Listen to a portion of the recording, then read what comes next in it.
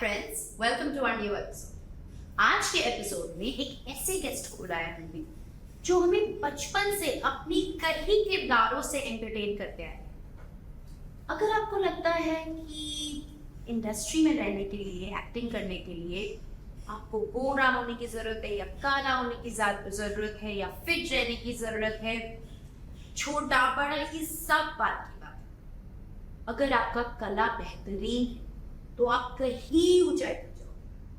So come, watch our special episode with us. So guys, welcome to our episode and today we have a very special guest. मैं इनके बारे में क्या कहूँ? I have to tell you all, I have grown up watching him perform, act, make us laugh. He has been a very integral part of my growing up days. And I'm sure कि आपका भी ऐसा ही है कुछ कहने. तो welcome to our show, our very special guest, KK sir! Woohoo! Thank you so much. मुझे भी आपके साथ मिलकर और इस आपके शो में आकर बहुत ही अच्छा लगा जी। तो KK सर को मैं मिली थी गुटरगू शो में जी। हम साथ में, so I used to do a lot of television work, तो मैं डांस सिखाने जाती हूँ काफ़ी सारे टेलीविजन शोज में and KK sir was there. अब मुझे कहाँ गया कि I have to choreograph a dance piece, पर KK सर डांस नहीं कर रहे और सुनील ग्रोवर सर भी थे तो वो भी डांस नहीं कर रहे। मैंने बोला तो मेरे मेन एक्टर्स को नहीं डांस कराना है तो किसको डांस कराना है? आपके डांसर्स नाचते रहेंगे, सर भागते रहेंगे बीच में से। But in that whole journey मैं उनको आपको कुछ 12, 12, 13 ईयर्स पहले मिली होंगी। हाँ 2014-15। But sir you left a mark in my heart and I remember taking your number और मुझे पता था मैं आपको मिलूंगी वापस and I want to sit, talk to you, understand आपकी जर्नी कैसे रही है, how it has been so inspiring. Let's start with sir, आप बॉम्बे कब आए? 1993 में। 1993 में आप आए? 1993 में मैं आया था। तब हिंदू मुस्लिम राइट चल रहा था यहाँ। ओह माय गॉड जी। और हर जगह आग लगी हुई थी और पूरा मुंबई जल रहा था। उस समय मैं आया हुआ था और स्ट्रगल कर रहा था और तभी मुझे एक फ़िल्म मिल गई थी। अरे वाह। जिसमें विनोद खन्ना साहब, रोनित रॉय, रीना रॉय, इंद्रानी मुखर्जी और बहुत सारे बड़े बड़े कलाकार लोग उसमें थे और उसकी सिर्फ गाने की शूटिंग चली थी लगभग 30-32 दिन। तो ये लोग जब शूटिंग स्टार्ट करते थे तो क्योंकि फिल्मिस्तान स्टूडियो में शूटिंग होती थी जी, और बाहर पूरा मुंबई जल रहा था, तो कई बार ऐसा भी होता था कि हम लोग स्टूडियो से बाहर ही नहीं निकलते थे। Let's start continue shooting. Are you serious sir? तो बाहर जी। ये सब चालू था बाहर और सब आप लोग अंदर शूट कर रहे अंदर थे? शूटिंग करते रहते थे। बट ये मैंने रियलाइज किया है सर कि मतलब दंगे हो जाए, बाढ़ आ जाए, शूट बिजनेस नहीं रुकता। शूट नहीं रुकता। जब हम भूत अंकल की शूटिंग कर रहे थे मुकेश मिल में, अच्छा, और ये फ्लड जो आया था, जो पूरा मुंबई पानी हो गया Correct. था, पूरा मुंबई बह रहा था, गाड़ियाँ बह रही थी, गाड़ी में लोग बह रहे थे और जानवर, भैंस, गाय सब तबेले से ऐसे ही पानी के साथ बह रहे थे। तब भी हम, जक्की श्रॉफ साहब, मैं और बाकी सभी हमारे कलाकार लोग भूत अंकल फिल्म की शूटिंग कर रहे थे। और जैकी दादा के कहने पर हमारे डायरेक्टर नीरज पाठक जी ने 4 बजे पैकअप तो कर दिया, लेकिन जब हम लोग निकले तो पूरा रोड जाम और बड़ी मुश्किल से हम खार तक पहुँचे और खार में आकर गाड़ी को रोकना पड़ा। जी। फिर रात भर हम लोग गाड़ी में टाइम बिताए। जब सुबह निकले गाड़ी से, बोले चलो पैदल ही चलते हैं। तो रोड के जो डिवाइडर होते हैं, डिवाइडर के ऊपर, चूँकि वो थोड़ा 2 फीट ऊंचा था, तो मैं उसके ऊपर चलता था। इस तरफ अखिलेंद्र मिश्रा जी, इस तरफ एक जी शानकर के एक्टर हैं वो। राइट। तो ये दोनों चलते थे हम तीनों, और जहाँ पर डिवाइडर ख़त्म होता था वहाँ पर गप से मैं नीचे घुस जाता था। ओह। पानी में इतना पानी, तो वो लोग मेरा ये पकड़ के उठा लेते थे। फिर लेके चलते चलते फिर मेरे पैरों में जब टच होता, हाँ डिवाइडर मिल गया फिर वो लोग छोड़ देते थे। तो ऐसी स्थिति में हम शूटिंग करते रहते हैं। और उस दिन कोई स्टार नहीं होता है, कोई पैसे वाला नहीं होता है, सारे अमीर गरीब सब एक समान होते हैं। Exactly. जब प्रकृति दिन दिखाता है तो सभी एक जैसे हो जाते हैं। मैंने उस दिन ऋतिक रोशन साहब को भी देखा था, जुहू चौपाटी के पास, वो भी कहीं रात भर ऐसे ही गाड़ी में गुजारने के बाद पैदल अपना थैली और सब लिए हुए ऐसे पानी में चले जा रहे। हम उधर से आ रहे हैं, अरे ऋतिक जी आगे बढ़ा तो दिलीप शुक्ला साहब जिन्होंने दबंगली की है, जो राइटर हैं, Of उनके course. बच्चे स्कूल में ही कैद हो गए थे। ओह, तो ये बच्चे को लेने जा रहे हैं, सारे स्टार तारे जमी पे। तारे ज़मीं पर। तो ये है कि जब कुदरत दिखाता है तो सब एक जैसे हो जाते हैं। इसीलिए हम सबको हमेशा जमी पर ही रहना चाहिए। कभी भी हमारे पास बहुत पैसा आ जाए या बहुत बड़ा स्टार बन जाऊं तो अपने आप को ज़्यादा उड़ाना नहीं चाहिए हवा में, क्योंकि आखिर कितना भी उड़ो आकाशा, फिर करे धरती के आशा।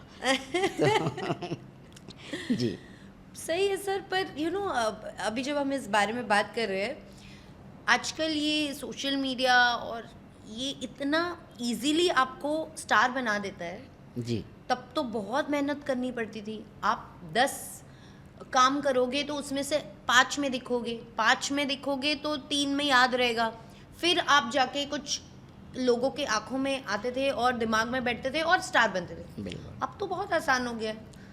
ये जो आसान हो गया है ना, जो बहुत आसान है, वो आसान बड़े कम समय के लिए है। ये आसान ज़्यादा दिन नहीं चलता है। हम 10M इन्फ्लुएंसर और 20M और बहुत सारे जो फॉलोअर्स लोगों को मिल जाते हैं और ये स्टार बन जाते हैं लोगों के लिए, ठीक है। लेकिन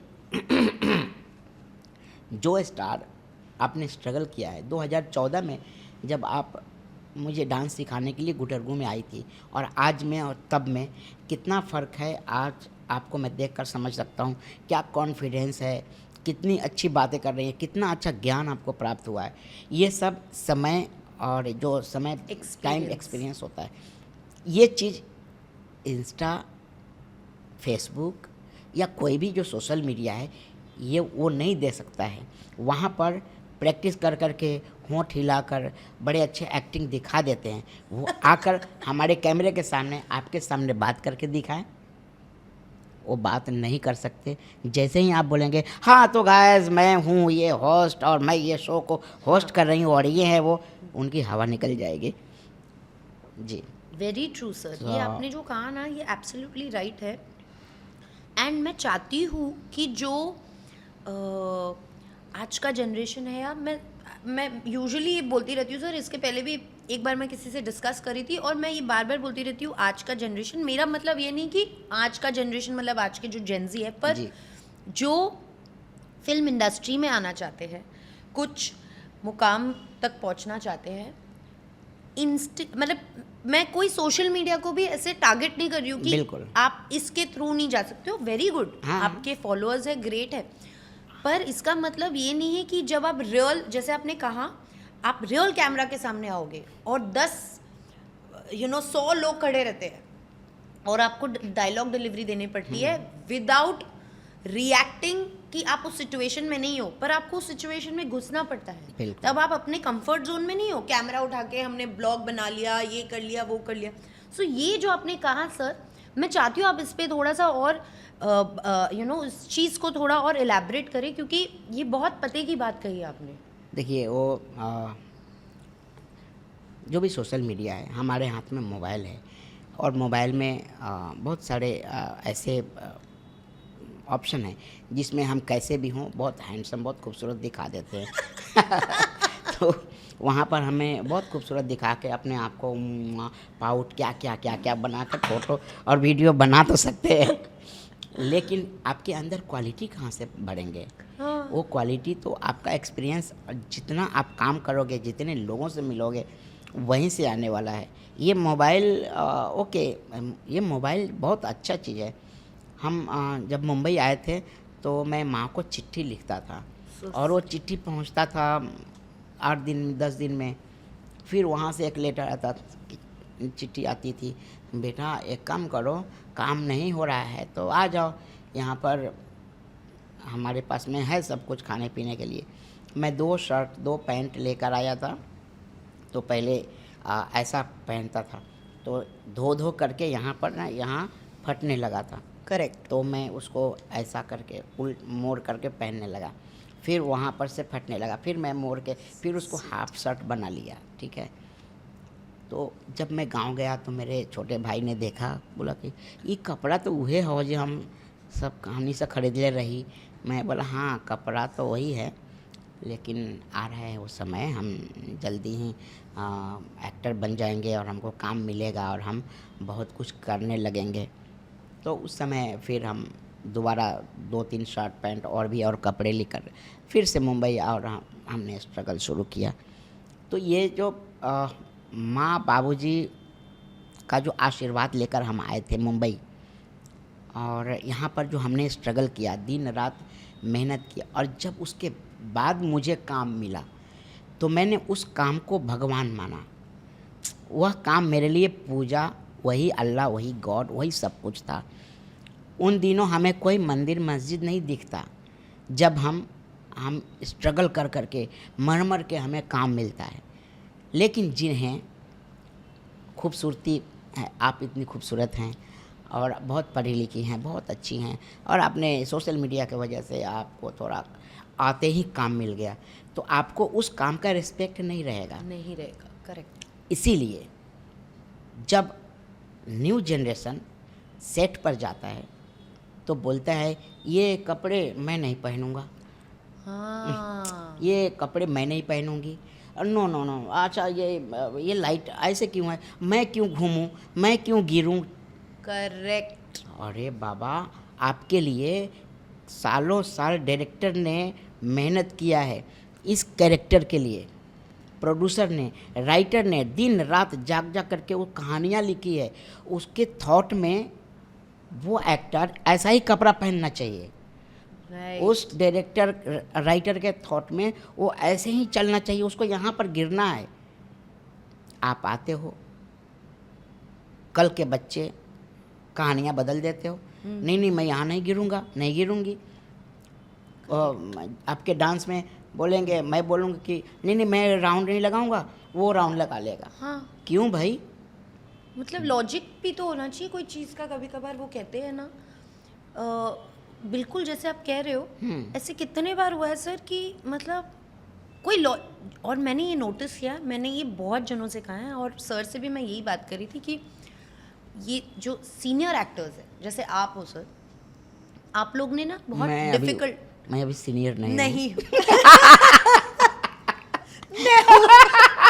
मैं तो आप तो बच्चे हो। वो तो मैं बच्ची दिखती हूँ।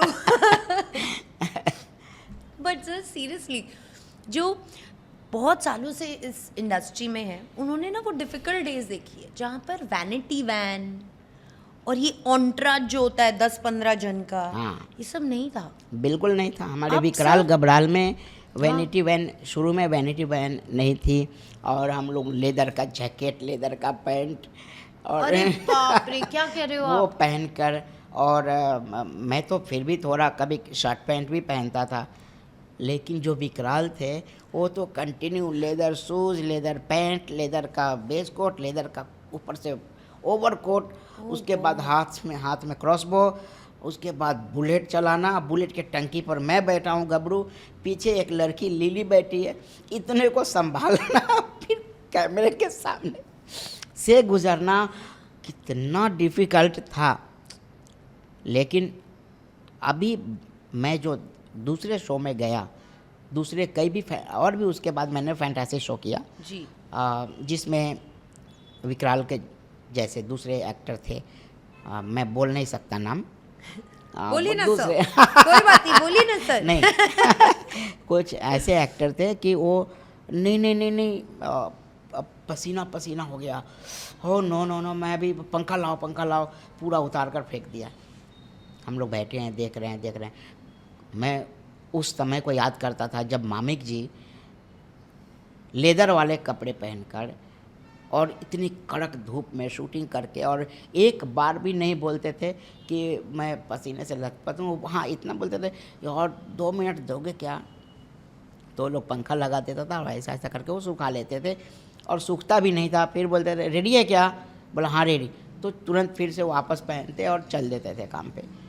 लेकिन उसके बाद के शोज़ में मैंने देखे कि दूसरे एक्टर लोग किस तरह का टेंडरम पालते हैं। कपड़े ये नहीं लेदर है तो नहीं पहनूंगा, और इसमें बहुत पसीने आएंगे, नहीं वो दे वेनिटी वैन आ गया, उसके बावजूद भी उतने मिनट कंप्लीट नहीं हो रहे हैं। फिर जहाँ पहाड़ों पे ऐसा ऐसा चढ़ना है, अच्छा ये काम करो स्टेप बना दो, और स्टेप बना करके फिर एक काम करो ये कर दो। जितनी फैसिलिटी लोग देते गए ये और उसके आदी होते गए। करेक्ट। एक्टर ठीक है, एक्टरों को फैसिलिटी मिलने से अच्छा रहता है, लेकिन वही बात आती है फिर से कि पुराना दिन फिर से आएंगे और पुराने जैसे काम होगा और लोग फिर से फिल्म को एंजॉय करेंगे। अभी जो चल रहा है, लोग 500 करोड़ 200 करोड़ 1000 करोड़ लोग पैसा कमा रहे हैं फिल्म इंडस्ट्री से, वो कहाँ देख रहे हैं लोग, मोबाइल पे। इतना सा आपका पर्दा इतना हो गया है, करेक्ट। घर पे टीवी इतना सा, टीवी पर देख रहे हो। जब थिएटर में बैठ के आप देखते थे या देखते हो, उस समय आपको लगता है कि मैं वो हीरो हूँ जो उड़ रहा है, मैं वो हीरोइन हूँ जो एकदम सोनपरी की तरह आपकी तरह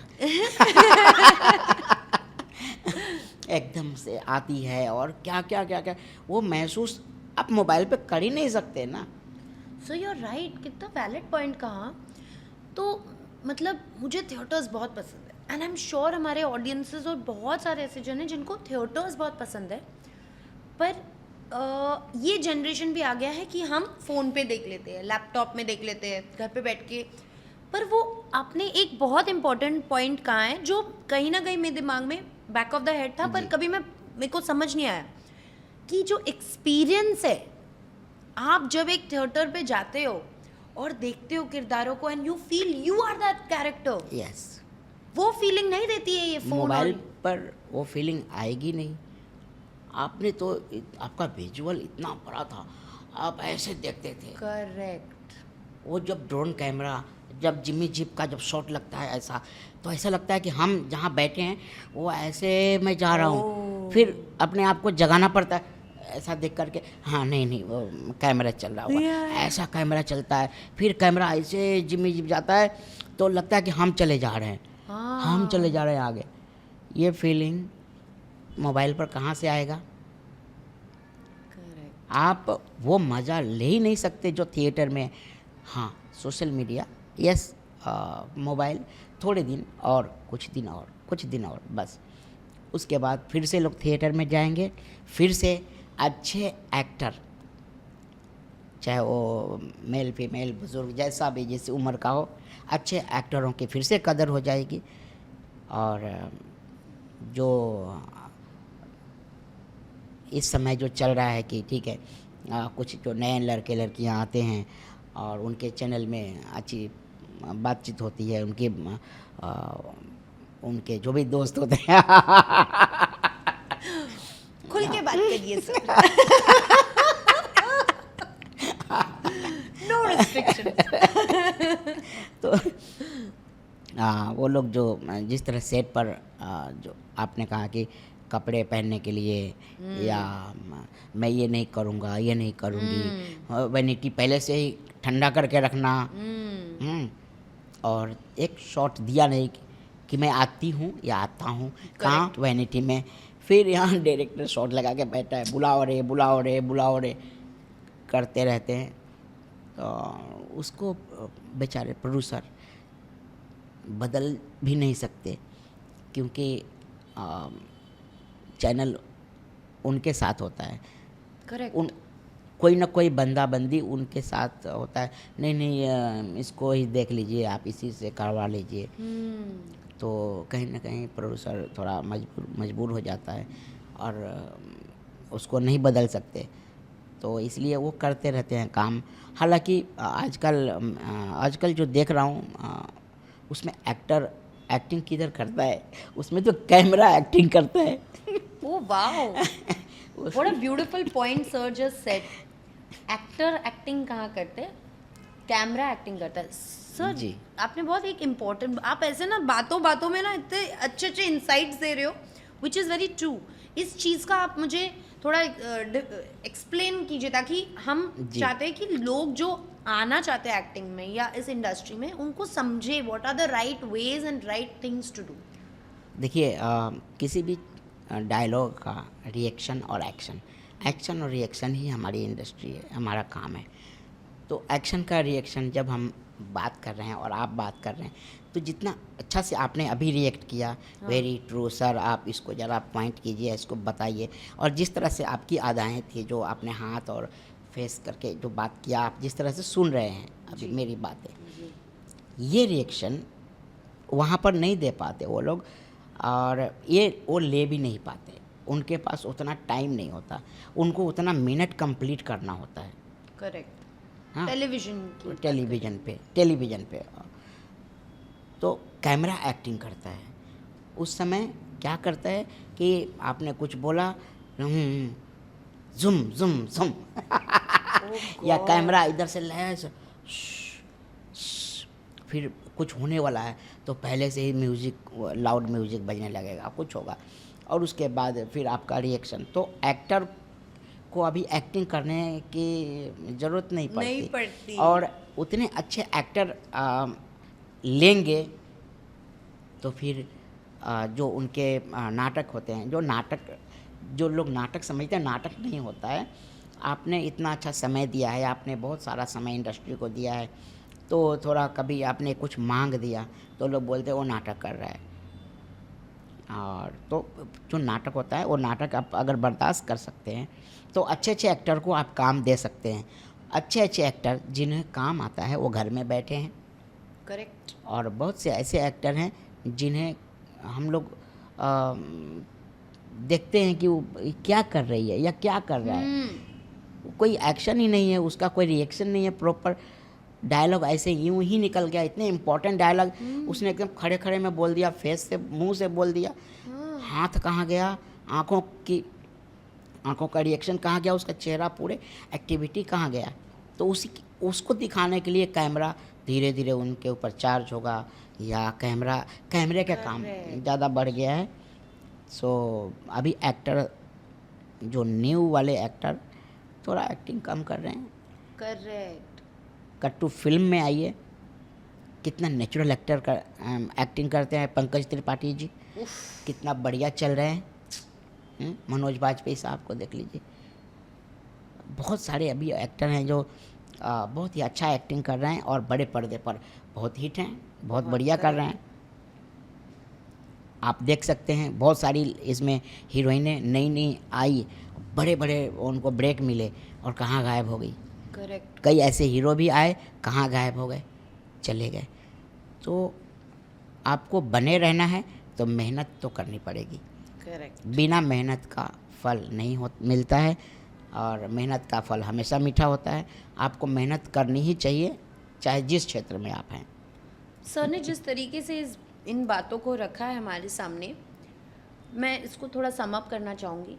वो कह रहे हैं कि कैमरा अपना काम करेगा, लाइट अपना काम करेगा, आपके लिए पूरा टीम है जो, अगर आप एक्टर बनना चाहते हो या इस इंडस्ट्री में आना चाहते हो, वो अपना काम करेंगे, पर आप ही अपना काम अपने मेहनत से करते रहिए, बाकी हो जाएगा। आपको ये नहीं ध्यान देना है कि ये कैमरा यहाँ से पुलर है तो मैं यहाँ थोड़ा कम एक्सप्रेशन दे देती हूँ। Usually this is what we do. हम सोचते हैं कि हाँ मेरा लेफ्ट प्रोफाइल अच्छा है, मतलब बहुत सारी चीज़ें हैं जिन चीज़ों पे एज एन एक्टर लोग आजकल ध्यान देने लग रहे हैं, विच इज़ ग्रेट। अलर्ट रहना बहुत अच्छी बात है, पर उन चीज़ों को इम्पोर्टेंस देकर खुद की एक्टिंग कम करना, I think that is not, वो दिख जाता है। ये थोड़ा टीवी पर हो गया है इन दिनों। टीवी पर जब से ये मोबाइल आया है तब से और थोड़ा बढ़ गया है। और ये मोबाइल तो इतना बड़ा दुश्मन है हमारा। पहले हम सेट पर जाते थे शूटिंग के दौरान, जब हमारा शॉट नहीं होता था हम सारे एक्टर एक साथ बैठते थे, बातें करते थे, अपना अपना एक्सपीरियंस शेयर करते थे।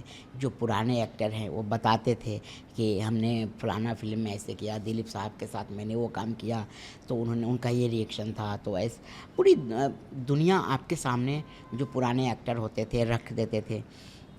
इवन जब हमारे डायरेक्टर डीओपी को लाइट बता के कि यहाँ पर हमने ये सीन करनी है, बताकर आ जाते थे, फिर वो अपना एक्सपीरियंस शेयर करते थे, तो हमारा नॉलेज बढ़ता रहता था। Very very well said. आज शॉर्ट चल रहा है, इसी बीच में मोबाइल में वाइब्रेट हुआ थोड़ा, डायलॉग बोलते बोलते हाथ सर गया, दबा दिया, फिर अपना एक्टिंग,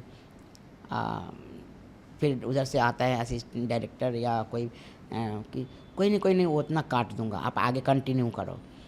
तो आपका रिएक्शन बदल गया, थोड़ा पहले से रिएक्शन बदल गया जब वाइब्रेट हुआ था फ़ोन, फिर आपने कट किया, फिर आपने वो भी रिएक्शन आ गया आपका कि हाँ आगे कंटिन्यू, ये भी हो गया, ठीक है।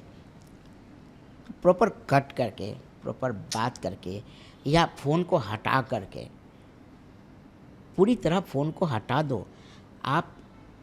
हम क्लोन हैं, एक्टर क्या है, क्लोन है, जोकर है, हम बहरूपिया हैं, हम दूसरे का रूप धारण करने आए हैं। वाह। यहाँ अपने रूप में नहीं हैं, के गोस्वामी नहीं हैं।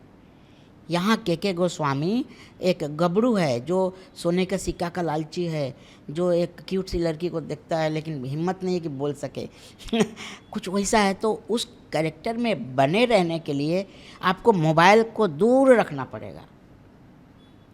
जब भी आप मोबाइल पे रहोगे आप उस कैरेक्टर में नहीं रहोगे। आपको बहरूपिया समझते हो? बिल्कुल, हाँ? बिल्कुल सर। तो आपको बहरूपिया बनना है। आप हो गरीब, आप करोड़पति का रोल कर रहे हो करोड़पति, आप भिखमंगे का रोल कर रहे हो, तो आपको उसमें बने रहने के लिए टाइम देना है। आप बैठ के आप उसके बारे में सोचो, उस कैरेक्टर के बारे में सोचो। जो कैरेक्टर आप कर रहे हो उस आपको कहीं ना कहीं डायरेक्टर ने समझाया होगा, राइटर ने बताया होगा कि हमने इसको यहाँ से लिखा है, तो आपको वहाँ पहुँचना पड़ेगा। जब आप वहाँ पहुँचोगे तब जब आप टीवी पर या फिल्म में एक्टिंग आपका दिखेगा लोगों को, तो लोग आपको उसी प्यार से देखेंगे।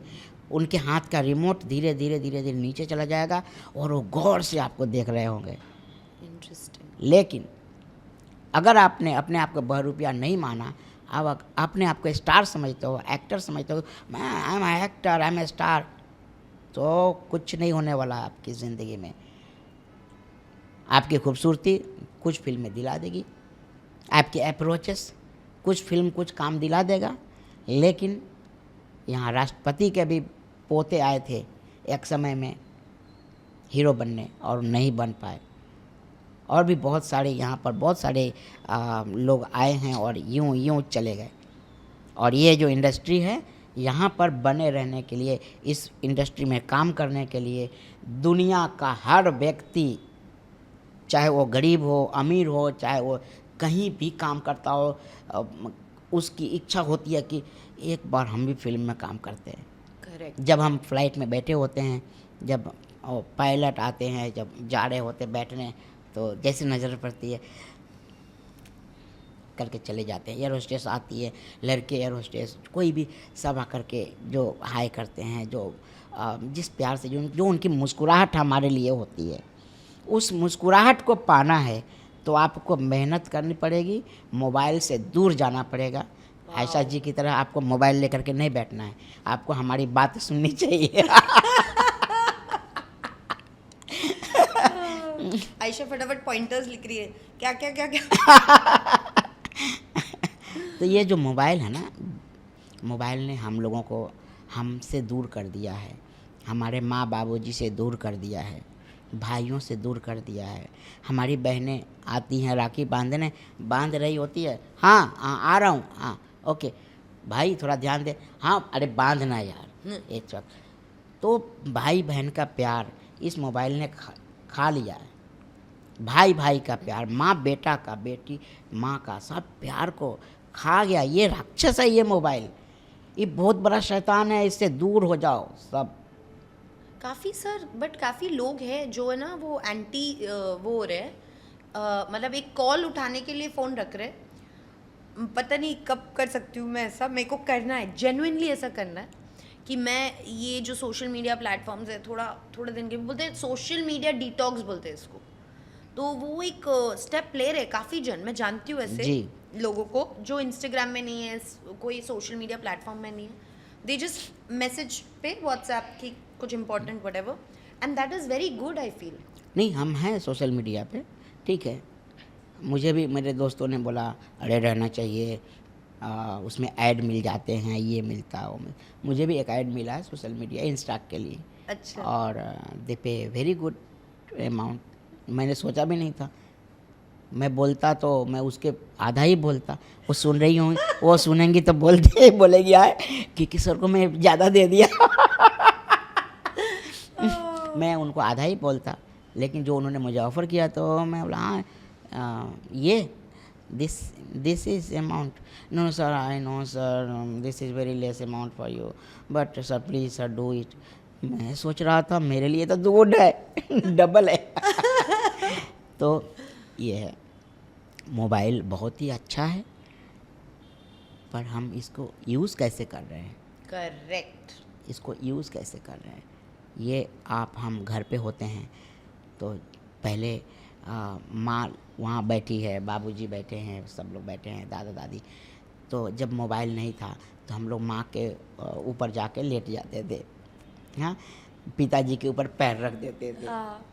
पिताजी थोड़ी देर के बाद ऐसा चांटा मारते थे पैर पर तो दो दर्द, वो जो चांटे की जो सनसनाहट थी वो सब चली गई। एक कोना में मेरा बेटा बैठा मोबाइल चला रहा है, एक कोना में मेरा दूसरा बेटा मोबाइल चला रहा है, कहीं मेरी बीवी बैठ करके ऐसे ऐसे कर रही है। हाँ। वो चला नहीं सकती तो ऐसा कर रही है। मैं भी कहीं बैठा बैठा कुछ इंस्टा पे तुझको देखा तो ये जाना सनम गा रहा हूँ, देखा और चला के खुद को देख रहा हूँ, इतना गंदा मैं करता हूँ, लिप तो मेरा मैच ही नहीं हो रहा। पर मैंने सुना आप काफ़ी एक्टिव हो सोशल मीडिया में। ये इंस्टा पे थोड़ा हो और, हाँ, active हो। और अभी कुछ वीडियोस भी मैंने बनाना शुरू किए हैं, तो Very यूट्यूब पर nice. भी डाल रहा हूँ, कॉमेडी वीडियोस वगैरह सब। पार्ट जी। Of your work also sir, part of to- all actors work, हाँ। मतलब आजकल तो मुझे कास्टिंग कभी कभार सर, क्योंकि मैं डांस डायरेक्टर हूँ, मुझे भी कास्टिंग करनी पड़ती है। हाँ। They want actors who can dance, so I cast for a lot of ad films. कभी कभार वो कहते हैं मुझे कि यू नो इनके फॉलोअर्स इतने हैं, इनको ले लो। इनके फॉलोअर्स इतने हैं, इनको ले लो, पर डांस तो आता नहीं है, मैं किस वजह से लूँ? सो आजकल कास्टिंग भी काफ़ी होती है, ये सब हाँ सोशल मीडिया प्लेटफॉर्म से। हाँ, लेकिन नकली जो फॉलोअर्स होते हैं वो तो पता चल जाता है कि ये नकली फॉलोअर्स हैं इनके, वो कमेंट्स में और लाइक्स में और सब में, है ना। Right right. तो फिर भी लोग एम देखते हैं ना। क्या ही कहे सर, कौन से जनरेशन में है, कभी कभार मैं तो समझ में नहीं आता, ये इतने मिलियंस उतने, पर रियलिटी देखते हैं ना इनको कभी एक्चुअली। और ऐसे हुआ है सर कि मिलियन फॉलोअर्स है, ग्रेट, पर मैंने उनको कोई ऑडिशन पे बुला लिया, या मेरे को देखना है वो सामने से कैसे मैनेज करेंगे हर चीज़, and it's a sad thing that they fail. But having said that, मैं ये कहूँगी कि great, we really are happy कि आपके इतने फॉलोअर्स होते हैं एंड ऑल दैट, पर अपने पे एक काम करते रहना बहुत इम्पोर्टेंट चीज़ है। लर्निंग तो कभी किसी की स्टॉप नहीं होती है, तो अपने पे एक काम करते रहना अपने ग्रोथ के लिए इज़ वेरी इंपॉर्टेंट। सर आप बिसाइड्स एक्टिंग आपकी हॉबीज? ड्राइविंग। ओहो वाओ, लॉन्ग ड्राइव्स पे जाना चाहिए। मुझे अच्छा लगता है लॉन्ग ड्राइव्स और गाड़ी चलाना, अपने साथ अपने बच्चों को लेकर जाना। और जब मैं गाड़ी से उतरता हूँ लोग ऐसा आंखें बड़ी करके देखते हैं, मुझे बहुत अच्छा लगता है। अरे ये तो गाड़ी चला ही नहीं सकता था, क्योंकि मुझे लोग गाड़ी में, मैं ड्राइविंग सीट पर जाके कभी बैठ जाता, कोई छू देता, अरे अरे के हटो हटो हटो, अरे यार कुछ हो जाएगा, फलाना हो जाएगा, तो लोग भगा देते थे। तो मेरे अंदर बड़ी ये जिज्ञासा थी कि मैं गाड़ी खरीदूंगा, और गाड़ी खरीदूंगा तो मैं खुद चलाऊंगा। राइट। तो मैंने गाड़ी चलाना सीखा, और मुझे खाना बनाना बहुत पसंद आपको है। खाना बनाना पसंद है? वाओ। पर मेरी वाइफ ने किचन से भगा दिया मुझे, नहीं नहीं बनाने देती है, और अब बनाता हूँ तो बोलती है अच्छा नहीं बनाते हो। पर बच्चों को अच्छा लगता है आप जैसे खाना बनाते हो? और उसको अच्छा लगता है, लेकिन माँ के सामने चमची करता है, हाँ। नहीं नहीं मम्मी तुम अच्छा बनाती हो। हाँ। पर माँ के हाथ का खाना तो माँ के हाथ का हाँ खाना। ऑफ कोर्स, उसके हाथ का खाना उंगलियां चाटना, मतलब उंगलियां चाटते रह जाते हैं, लेकिन बहुत सारा कोलेस्ट्रॉल होता है उसके खाने में, बहुत बहुत ऑयली, ये ऑयल वाला, प्यार वाला ऑयल है। बहुत सारा ऑयली। जब जैसे किचन से अब आ जाती है कर कर कर कर तेल की, हाँ। मैं जाता हूँ, अरे यार थोड़ा तेल कम कर दो ना। बोलती है आज छान के दे दे हम, मतलब तेल हाँ, को आपको ऊपर से ऐसा छान के, लटका देंगे, हाँ। उसमें से तेल चुआ के दे देंगे, खा लेता हूँ। और कुकिंग, ड्राइविंग, और क्या अच्छा लगता है आपको?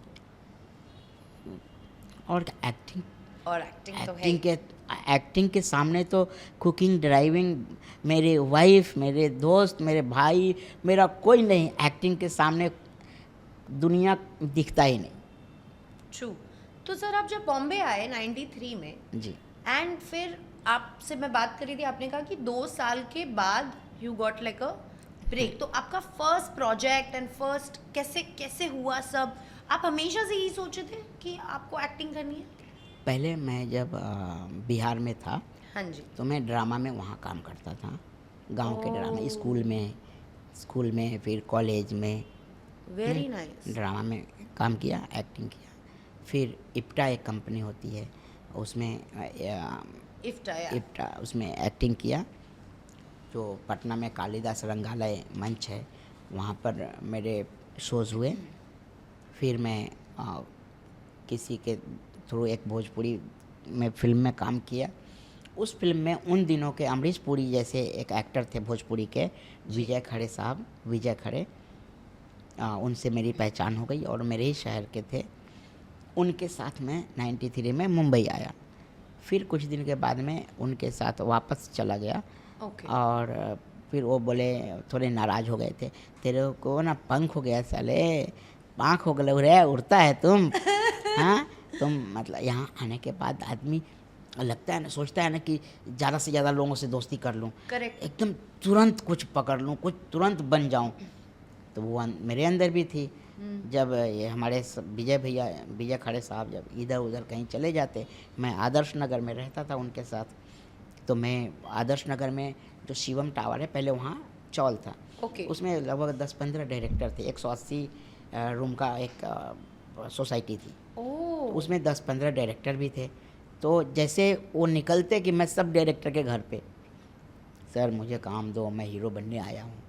तो सर आप बिंदास जाते थे और बोलते थे? हाँ विच इज़ वेरी गुड है सर, बिकॉज बहुत जनों को ना थोड़ी सी ऐसे खुद को रोकते हैं, नहीं नहीं नहीं मैं काम नहीं मांगूंगा। नहीं, मैं काम मांगना चाहिए, काम आपको मांगना पड़ेगा, मांगना चाहिए, इसमें कोई बुराई नहीं है।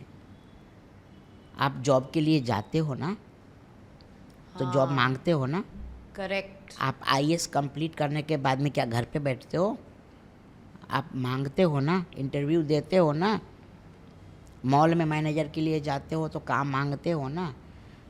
और उसमें काम मांगना, जहां आने के लिए दुनिया का हर व्यक्ति मरा जा रहा है, इस कैमरे के सामने आपके साथ बैठना मेरे लिए क्या आसान बात है? ये बहुत बड़ी बात है, बहुत खुशनसीब, मैं बहुत भाग्यशाली हूँ कि मैं आपके सामने, इतने कैमरे के सामने, मेरे लिए मतलब कम से कम 1 हफ्ते से आयशा जी लगी हुई हैं, ठीक है। उसके बाद इतने सारे लोग, देखिए ये डीओपी, इधर कैमरा, इधर लाइटिंग, इतना सारा साउंड, सब कुछ मेरे लिए बनाया गया है। मैं कितना भाग्यशाली हूँ, आई एम लकी, बहुत बड़ा भाग्यशाली हूँ मैं कि मैं आज इस पोजीशन पे हूँ और हर व्यक्ति यहाँ पर आना चाहता है। सो काम मांगना चाहिए, काम मांगने में कोई शर्मिंदगी नहीं है। ज़िंदगी बहुत छोटी है, इस छोटी सी ज़िंदगी को जीना के लिए ना आपको जो भी करना है करो, अच्छे तरीके से करो, किसी को दुख मत पहुंचाओ, किसी को हर्ट मत करो। आपसे हो सकता है किसी की मदद करो, नहीं मदद कर सकते हैं तो किसी को आप हर्ट भी मत करो, किसी को रुलाओ भी मत। करेक्ट। और तो आप फिर गए ऐसे, आप बिंदास जाते हो? बिल्कुल मैं जाता हूँ और अभी भी जाता हूँ। लोग पूछते हैं क्या कर रहे हो? स्ट्रगल कर रहा हूँ। क्या के भाई आप क्या बात कर रहे हैं? अरे हाँ भाई मैं स्ट्रगल ही कर रहा हूँ। रोज़ फ़ोन करता हूँ लोगों को, काम दो काम दो। कास्टिंग वालों को भेजता हूँ फ़ोटो, बोलता हूँ ऑडिशन ले लो। हालांकि ऑडिशन देना मुझे अच्छा नहीं लगता है, लेकिन फिर भी मैं जाके ऑडिशन देता हूँ और इसमें कहीं से भी कोई बुराई नहीं है। बिल्कुल नहीं है। क्योंकि मेरा भी ऐसा था सर कि परसेप्शन कितने बार ना मैं थोड़ी कॉन्शियस हो जाती हूँ किस तरीके से हम, मतलब उनको नहीं लगे कि अच्छा ये हालत है। और मैं आई एम श्योर ऐसे बहुत जनों के, मतलब सबके साथ होता होगा, बहुत जन नहीं, कि एक पॉइंट आता है सर कि कितना अजीब लगेगा मैं काम मांग रही हूँ। वो जो एक हिचकिचाहट है वो नहीं रखना। जैसे आपने एक बहुत अच्छी बात कही, अब हम जॉब मांगते हैं ना, जाते हैं ना, इंटरव्यू देते हैं ना, उसी तरह आप ऑडिशन पे जाइए, इंटरव्यूज लेके ऑडिशन। हाँ, well said sir, very nice point, and I am also going to start putting applying that in my life also. Yes. मैं बहुत ऐसे वो होती थी कि किस तरीके से ऐसे काम बिंदास मांग लूँ, मतलब अगर नहीं, उनको नहीं। ज़रूरत है तो वो फ़ोन करेंगे। नहीं, कई बार लोग भूल जाते हैं। आप किसी के कांटेक्ट में हो, कंटिन्यू हो, और एक एग्जांपल मान लीजिए कि इनके यहाँ आप इनसे कांटेक्ट में हैं आशा जी। जी के, ठीक है, जी और इनका ये प्रोजेक्ट बनते बनते 2-4 महीने निकल गए। जी 2-4 महीने निकल गए तो आपने सोचा कि यार अब जब करेगी तो फ़ोन कर लेगी, तब तक आप कहीं और बिजी हो गए और आप भूल गए। लेकिन ये जो आयशा जी जो लगी है इस प्रोजेक्ट को बनाने में, तो ये कंटिन्यू मीटिंग कर रही है और भी लोगों से मिल रही है। उसमें 2-4 आपके जैसे भी मिले होंगे, करेक्ट। और उसने अपने पावर से, अपने एक्टिंग से, अपने बातों से इनको कन्विंस कर लिया और इनका मूड वेरी गुड, इससे एंकरिंग करा लेती हूँ। दिमाग में आया ही नहीं, हिप्नोटाइज हो गई है। ये हिप्नोटाइज हो गई, आप छूट गए। तो इसके लिए आपको बी इन टच, जो लोग बोलते हैं ना, तो लोग बोलते हैं बी इन टच हो जाएगा, तो लड़कियां बाहर निकलती हैं, साले बी इन टच। नो, ये वो बात नहीं है कि बी इन टच, मतलब थोड़ा सा लगे रहो। जब टाइम हो एक छोटा सा हैमरिंग कर दो, एक हाँ थोड़ा मारो, कैसी हो, क्या हाल है, कैसे हैं आप, तो कंटिन्यू आप बने रहेंगे। और आप चाहे जितनी आपकी उम्र हो जाए, आप कंटिन्यू काम करते रहेंगे। करेक्ट जी, अगर ज़िंदगी भर काम करना चाहते हो तो ज़िंदगी भर काम मांगना पड़ेगा। काम मांगते हो। फिर सर आप ऐसे फिर जर्नी आपकी शुरू हुई, एंड फर्स्ट फ्यू आपके प्रोजेक्ट्स जो थे, तो उनमें से हाउ इट वेंट, एंड कैसे आपका फर्स्ट, आप कह रहे थे कि आपने फर्स्ट मूवी की थी? हाँ, मैंने भोजपुरी फिल्म किया था, करेक्ट। रखिया लाज अचरवा के। रखियो लाज अचरवा के। अचरवा के मुझे भोजपुरी मूवीज के नाम बहुत पसंद आते हैं। तो उसमें उसका मतलब है कि आंचल का लाज रखना बेटा। ओह, माँ अपने बेटे से कहती है मेरे आंचल का लाज रखना। आंचल बहुत बड़ा, बहुत अच्छी चीज़ है, इसके ऊपर तो हम लोग बहुत देर बात कर सकते हैं। लेकिन आंचल लोग जो दुपट्टा जी वो बच्चे के लिए एक छत की तरह है।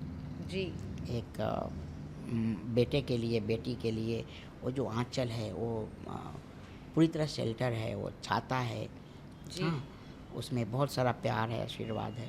वो माँ खुद गीला हो रही होती है, वो आंचल को लपेट कर अपने सर पे न रखने के बजाय आपके सर पे डाल देती है। तो ये सब ये अलग चीज़ है। खैर अब हम बात करते हैं आपकी काम फर्स्ट पे। मूवी थी वो? काम उसमें मैंने किया था और मुंबई आ गया। फिर मुझे जसपाल भट्टी साहब का एक सीरियल मिला, ओके। आपने नाम सुना जसपाल भट्टी साहब? जी, बिल्कुल, सुना? जी। चलिए, ग्रेट। जसपाल भट्टी साहब एक व्यंग करते थे, Correct. व्यंग कॉमेडी में व्यंग करते थे जी। और बहुत ही अच्छे कॉमेडियन थे। उनके सीरियल में मुझे काम मिला था। सीरियल का नाम था रुकावट के लिए खेद है। ये भी व्यंग था DD 1 पर, नेशनल चैनल पर। क्योंकि आपका जन्म भी नहीं हुआ होगा तब की बात है जब गांव-गांव में, पूरे गांव में एक आध टीवी होता था, तो लोग, पूरा गांव के लोग जमा होकर देखते थे। जैसे ही कुछ अच्छा सीन शुरू होता फिल्म, तो वहाँ पर जिग जिग जिग जिग जिग ऐसा लगता कि लाखों क्या बोलते हैं, मधुमक्खियाँ हाँ। टीवी पर आ गई हैं ऐसे ऐसे। फिर कोई दौड़ रहे, दौड़, जाओ जाओ जाओ, छत पर जाके और एंटीना को ऐसे हिलाता, ठीक हुआ, ऊपर से बोले हाँ बस बस बस, फिर छोड़ता, फिर हो जाता। तो उसके ऊपर इन्होंने व्यंग बनाया था, कॉमेडी, ओह नाइस। और उस पर लिख के आता था रुकावट के लिए खेद है, चैनल की तरफ से। अच्छा। तो उसमें मैं बीरबल साहब, जो अभी 15 दिन 20 दिन पहले गुजर गए, ओह। कॉमेडी करते थे। बीरबल साहब, मनमौजी साहब, और मनमौजी और बीरबल के तरफ से मैं उदास हूँ। चलिए आज आपके बहाने में इस फिल्म इंडस्ट्री से कुछ कह लूँ प्लीज़। कि देखिए, बीरबल साहब का ही एग्जांपल लेते हैं।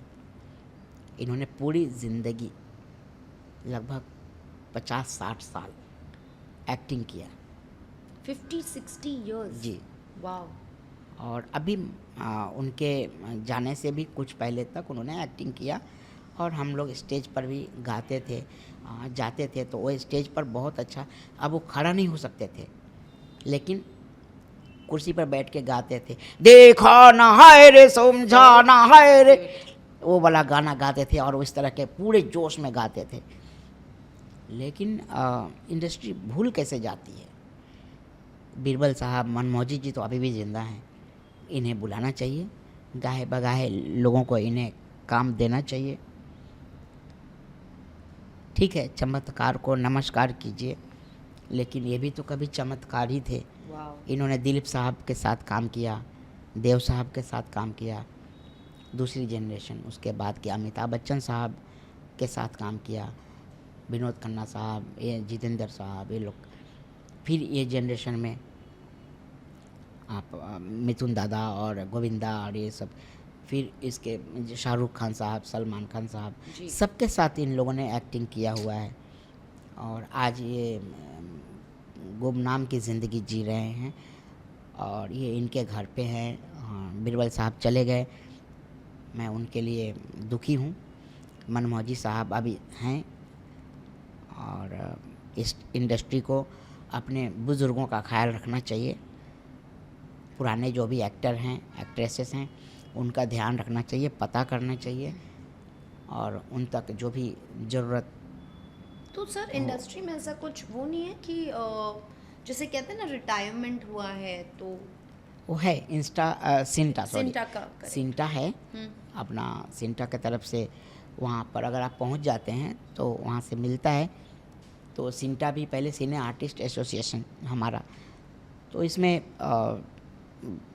पहले था कि ये फेडरेशन के साथ में मिलकर और प्रोड्यूसरों से लड़ाई लड़ते थे, करेक्ट, लोगों को पैसा दिलाने के लिए, और बहुत सारी चीज़ें होती थी सेट पर जाकर।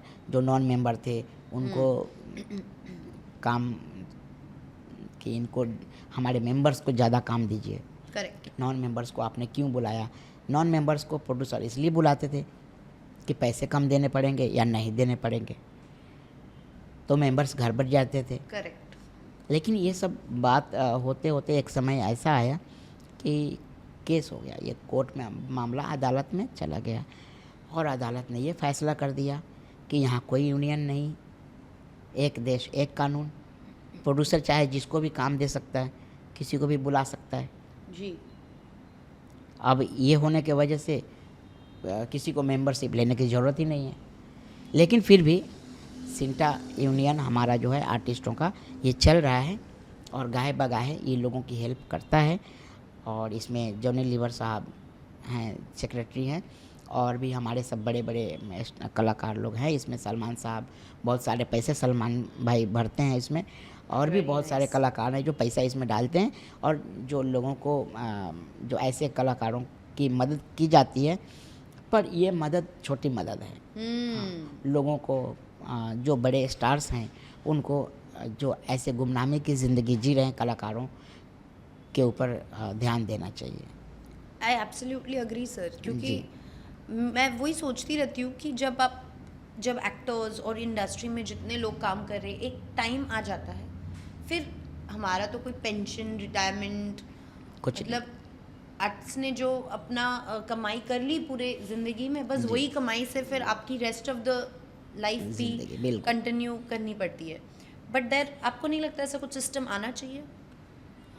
आना चाहिए, और आ ही रहा था इस सिंटा के ज़रिए। अच्छा, तभी अच्छा। अदालत का फैसला आया कि नहीं, ये एक देश एक कानून चलेगा, और इस तरह से नहीं होगा। हालांकि सिंटा की तरफ से मेडिक्लेम है, ओके। हाँ वो सब है कुछ। इंटरेस्टिंग। हाँ, ये कोरोना काल में सिंटा ने बहुत मदद की है लोगों की, अच्छा। लेकिन फिर भी वो मदद नहीं मिल पाती जितनी चाहिए। सो ऐसा है, कुछ होना चाहिए। लोगों को, जो लोग बैठ जाते हैं, घर पे बैठ जाते हैं, उनके पास जो जो दिक्कतें होती है उस पर लोगों को ध्यान देना चाहिए, ज़रूर होना बिल्कुल। चाहिए सब चीज़ें। आई एग्री, एंड मैं दर्शकों को भी यही कहना चाहती हूँ कि आप लोग, हमारे जनरेशन पे जनरेशन नए लोग आते रहेंगे, पर आप अपने पुराने एक्टर्स और उनके लिए प्यार और उनके लिए एक लगाव, उसको मत तोड़िए, क्योंकि एक एक्टर, एक आर्टिस्ट उसी के थ्रू ग्रो होते हैं और जीते हैं, उनकी खुशियाँ उसी में है। That's how they see themselves grow and they are happy, because आपका प्यार उनको वो बनाता है। तो जैसे आप वो प्यार वापस ले लेते हो और नए लोगों पे देने लगते हो, which is great, it's normal, पर उनको भूलिए मत। Continue showering them with your love yes. when they are ruling or they are not ruling. So बताइए सर, अभी फिर तो मैंने 95 तक तो बहुत बुरे स्ट्रगल से समय गुजारा। जी। फिर 95 में मुझे विवेक अग्निहोत्री जी, जिन्होंने अभी कश्मीर फाइल बनाई है, ओह नाइस। जी, तो उन्होंने मुझे मौका दिया अपने एक सीरियल का नाम था इनका वाव, विनर ऑफ द वीक। ओह हाँ, इसमें गाने आते थे जो उस हफ्ते का जो हिट गाना होता था, तो वो गाना, और बीच में सीन दिखाते थे मेरे। हम लोग सीन क्रिएट करते थे, मैं, कश्मीरा शाह जी और राकेश त्रिपाठी जी, एक एक्टर थे, हैं कॉमेडियन हैं जी। हम सब मिलकर कुछ सीन बनाते थे। रोमांस वाला, अगर रोमांटिक गाना आना है तो कुछ हम लोग रोमांस कर लेते, कुछ ऐसा कॉमेडी में, और वो फिर रोमांटिक गाना आ जाता था। कभी सीरियस, बसंती इन कुत्तों के सामने मत नाचना, तो बसंती का वो गाना चल जाता था। राइट। तो इस तरह का वो शो था। फिर विवेक जी का वो शो के बाद फिर मैंने 96 में भी थोड़ा बहुत कुछ छोटा मोटा किया, और भूखमरी की हालत में बहुत दिन गुजारा। फिर मुझे मिला 97 में बेताल पचीसी, जो सुनील अग्निहोत्री, जिन्होंने चंद्रकांता, युग, वाओ। हाँ ये सब बना, चंद्रमुखी, ये सब सीरियल इन्होंने बनाया, तो उनके साथ मैंने काम किया सुनील अग्निहोत्री जी का 97 में। फिर जब वो शो बंद हुआ, फिर से भूखमरी की हालत में मैं पहुंचा। फिर 98 में बप्पी लहरी जी। उनसे मेरी मुलाकात हुई, और उन्होंने बोला बंगले पे आओ। जब मैं उनके घर पे गया तो दादा ने पूछा कैसे रहते हो, कहाँ रहते हो, किस तरह खाते हो। उनको मैंने अपनी सारी स्थिति बताई। तो दादा का शो बहुत होता था पहले, अच्छा। तो अपने शो पर मुझे ले जाने लगे हर जगह। So sweet. तो उस समय दादा मुझे कहीं 2000, कहीं 500, कहीं 1500 कुछ भी पैसा देते थे, तो जो आज के लिए वो 50,000 25,000 के बराबर होगा। करेक्ट। तो उससे मेरा घर चलता था, अकेले ही तो रहता था मैं। फिर दादा जो म्यूज़िक रिकॉर्डिंग करते थे, तो उसमें 100 म्यूजिशियन, आज तो लोग सारा कुछ कीबोर्ड पर ही कर लेते हैं, लेकिन उस समय सिर्फ वायलिन बजाने वाले 100 बैठते थे, 100 वायलिन जी। बजाने वाले। नाल और ढोलक बजाने वाले 15-20 बैठते थे, वाओ। ये बजाने वाले झुनझुना बजाने वाले क्या क्या क्या क्या, मतलब स्टूडियो बड़ा रहता था। वो अलग ही एक हाँ। बात होती थी। तो उस समय दादा ने बोला कि एक काम करो, एक म्यूजिशियन का एक एक्स्ट्रा लगा दो और वो पैसा मिनी बॉन्ड को दे दो।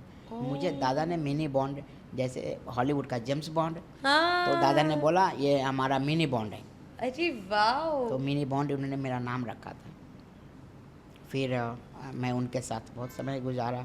फिर 2001 या 2000 के आसपास में मुझे मिला जूनियर जी। जूनियर जी में मैंने जब एंट्री किया तो धीरे धीरे मेन विलन बन गया उसमें। फिर मुझे मिला शक्तिमान। शक्तिमान में एक ही डायलॉग होता था हमेशा, अंधेरा कायम रहे। तो मैं परेशान हो गया, हर रोज़ एक ही डायलॉग, अंधेरा कायम रहे। तो मैं एक दिन दिनकर जानी साहब डायरेक्टर हैं, उनके पास गया। मैं बोला सर ये क्या अंधेरा कायम रहे, अंधेरा कायम रहे, आगे बढ़ाइए सर, मेरे को लाइन दीजिए, डायलॉग दीजिए। बोले अच्छा डायलॉग बोलोगे तुम? हाँ बोलेंगे ना। मुकेश जी सुनिए। मैं बोला अरे सर चाहो तो छोटा शक्तिमान बना सकते हो मुझे। शक्तिमान छोटा नहीं हो सकता। हाँ। तो बोले अरे खूब हंसे वो, और फिर बोले ठीक है रुको। फिर उसमें मेरे डायलॉग बढ़ने लगे। फिर इन्होंने बनाया आर्यमान। आर्यमान में एक रोल क्रिएट किया जो 10,000 साल का बुढ़ा होता है, जो आर्यमान हीरो का गुरु होता है, वाओ। वो रोल मैंने किया। फिर उसी सीरियल में विलेन का जन्म होता है। तो वो विलेन जन्म लेते ही बच्चा अपनी माँ की हत्या करता है। वो रोल मैंने किया। उनको लगा इन लोगों को अच्छा एक्टर है, चलो इसी से कराते हैं। उसके बाद ये चला फिर शाकाला का बूम बूम, नाइस। फिर सोन पड़ी, वाओ। फिर इधर कमाल उधर धमाल में मैं और स्वप्निल जोशी 2 हीरो थे। हमारी हीरोइन थी उपासना सिंह जी। नाइस। फिर दिलीप साहब का एक सीरियल आया था अल्लाह मेरी तौबा, शायद हाँ यही ऐसा करके, ऐसे तभी मुझे मिल गया कोई है, कोई है, जिसमें मेरा नाम गबरू था, जो Correct. विकराल और मामिक जी वाला सीरीज। और ये सीरीज़ ने ऐसा हिट मारा कि मस्त, उसके बाद से ज़िंदगी बदल गई और सब कुछ अच्छा होने लगा। ऑडियंस पब्लिक पहले से ही प्यार करती थी, लेकिन जब उनको एक मनपसंद चीज़ मिला और एक छोटे हाइट का आदमी जब मेन लीड में आया तो लोगों को और ज़्यादा पसंद आया और हम लोगों ने इसको बहुत अच्छा से इसको किया। और मैं थोड़ा सा बॉलीवुड से नाराज़ हूँ, मतलब हिंदी इंडस्ट्री से। सर क्यों नाराज़ हो? देखिए हॉलीवुड में मैंने देखा है मेरे हाइट के कई एक्टर हैं जो सुपरस्टार हैं, एब्सोल्युटली। और उन लोगों ने बहुत नाम कमाया है, बहुत काम किया है। वो लोग सीरियस इमोशनल एक्टिंग किया तो बहुत इमोशनल, विलन किया तो बहुत ही अच्छा विलन किया, हीरो किया तो बहुत अच्छा हीरो किया। हम लोगों को मौका मिले तो करूँ ना, जितना मौका दिया उतना तो हमने किया है। आगे भी हमें बॉलीवुड वालों को जो पैर बांध कर कोई छोटा बन जाता है, शाहरुख साहब ज़ीरो में आए, उन्होंने एक अपने जैसे छोटे हाइट का एक लड़का लेकर के और ख़ुद शाहरुख साहब ने वो रोल कर लिया। मुझे बहुत पसंद आया ज़ीरो फिल्म और शाहरुख साहब का कैरेक्टर जी। और अपने जो डायरेक्टर साहब थे एल रायसी, उनका काम बहुत ही अच्छा लगा। लेकिन एक मेरे जैसे बंदे का काम छीना गया उसमें। चाहते तो मेरे जैसे लोग को किसी को भी एक रोल देते और शाहरुख साहब दूसरा रोल कर सकते थे तो हमारी दुकान चल जाती। तो मैं रिक्वेस्ट करता हूँ अपने आपके माध्यम से कि बॉलीवुड जो हिंदी इंडस्ट्री है ये भारत की सबसे बड़ी इंडस्ट्री है और ये समाज का आईना दिखाने का काम हम फिल्म वाले ही करते हैं जी। तो उसी समाज में मैं भी हूँ, तो मुझे भी एक आईने की तरह मेरे करियर को भी, मेरे ज़िंदगी को भी लोगों के बीच लाएं, दिखाएं, ताकि हमारे जैसे लोग, जो छोटे हाइट के लोग, जो इतने दिनों से गुमनामी की ज़िंदगी जी रहे थे, एक मैंने थोड़ा मेहनत करके जो कुछ भी नाम शोहरत थोड़े बहुत मैंने कमाए हैं, वो बाकी लोगों को भी मिले। तो इसके लिए लोगों को थोड़ा सा हमारे तरफ भी उसी प्यार सौहार्द से देखना पड़ेगा, जैसे बाकी लोगों के लिए, जो आप लोगों के जैसे हैंडसम लड़के लड़कियों को जिस तरह ये लोग ब्रेक देते हैं, और कितना सुंदर हैंडसम लड़का है, इसको हीरो ले लो, ले लो। हाँ, हैंडसम तो मैं भी हूँ, करेक्ट, तो मुझे भी हीरो ले सकते हो। बिल्कुल, कहानियाँ बदलो, सोच बदलो, यस, थोड़ा सोच बदलेंगे तो ऐसा भी हो सकता है कि हम इतिहास बना देंगे। एब्सोल्युटली, तो इतिहास हमें भी बदलने का, हमें भी इतिहास बनाने का मौका मिलना चाहिए। ये मैं पूरी बॉलीवुड इंडस्ट्री से निवेदन करता हूँ, रिक्वेस्ट करता हूँ। No sir, very nicely said, पर मैं भी अग्री करती हूँ आपसे। हमारी इंडस्ट्री काफ़ी एक्सेप्टिंग हो गई है बहुत सारी चीज़ों को लेकर, है ना, जैसे काफ़ी सेक्सुअलिटी को लेकर जी। एक्सेप्टिंग हो गई है। Okay, 2 boys 2 girls, great, everything is very beautifully accepted, then why not you know be accepting. And accepting है, ऐसा नहीं है, पर मुझे भी आई अग्री विद यू कि ऐसे किरदार को नॉर्मलाइज करना और इनकॉर्पोरेट करना आपके स्टोरी में will be very good. And I am happy that आप इस चीज़ को एक्सप्रेस कर रहे हो यहाँ पर, क्योंकि मैं आशा करता हूँ, मुझे उम्मीद है, जिस तरह लोगों ने मुझे यहाँ तक आखिर मुझे मौका दिया है, तभी तो मैं आपके साथ बैठा हूँ यहाँ पर। जी बिल्कुल, मुझे इसी बॉलीवुड ने मौका दिया और मैंने उस मौके का भरपूर फ़ायदा उठाया। तो आगे भी जो टीवी पर मैं कर पाया हूँ, वो फिल्म में भी करना चाहता हूँ। मैं रियल लाइफ में एक 2 बच्चे का बाप हूँ, किसी का पति हूँ, भाई हूँ। जिस तरह नॉर्मल लोग दुनिया की हेल्प करते हैं, मैं भी हेल्प करता हूँ। मैं भी जहाँ पर भी जहाँ ज़रूरत पड़े, मैं लोगों के लिए खड़ा रहता हूँ। मैं क्या बताऊँ, लोगों के जो गांव-गांव में जहाँ मेरा जन्म हुआ है, वहाँ पर जब जाएंगे तो पता चलेगा कि मैंने भी लोगों के लिए क्या किया है। जो भी मेरी वेरी नाइस, कैपेसिटी है, उस हिसाब से मैं करता रहता हूँ। तो व्हाई नॉट कि मैं हीरो नहीं बन सकता। अब मैं जिस उम्र में हूँ, इसी उम्र के हिसाब से मैं हीरो का बाप बन सकता हूँ, हीरो का भाई बन सकता हूँ, मैं इमोशनल कैरेक्टर कर सकता हूँ, मैं विलेन कर सकता हूँ। कुछ भी आप मुझसे करा सकते हैं, मैं कर सकता हूँ। तो हमारी तरफ सोच बदलें।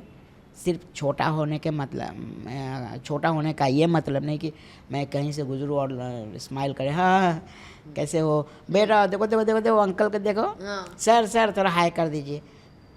सर, ऐसा मैं- होता है आपके साथ? जी, जी, बिल्कुल होता है। सॉरी, बट जस्ट कॉज आप छोटे कद के हो, ऐसे एम्बैरेस करते हैं लोग? एम्बेरस करते हैं लोग। मैं मतलब गार्डन या कहीं या पब्लिक प्लेस पर अगर चला जाता हूँ तो बहुत सारे लोग हैं जो प्यार इस स्टार के हिसाब से प्यार करते हैं, और बहुत सारे लोग हैं जो इस तरह से sir sir sir sir sir बेटा बेटा, गोद में बच्चा है, वो 2 साल का है, 4 साल 5 साल का नीचे है, ज़रा इसको सर एक फ़ोटो। भैया आप मुझे पहचानते हो ना? हाँ, सीरियल में। तो सर आप पहचानते हो, आप मेरे साथ फ़ोटो ले लो।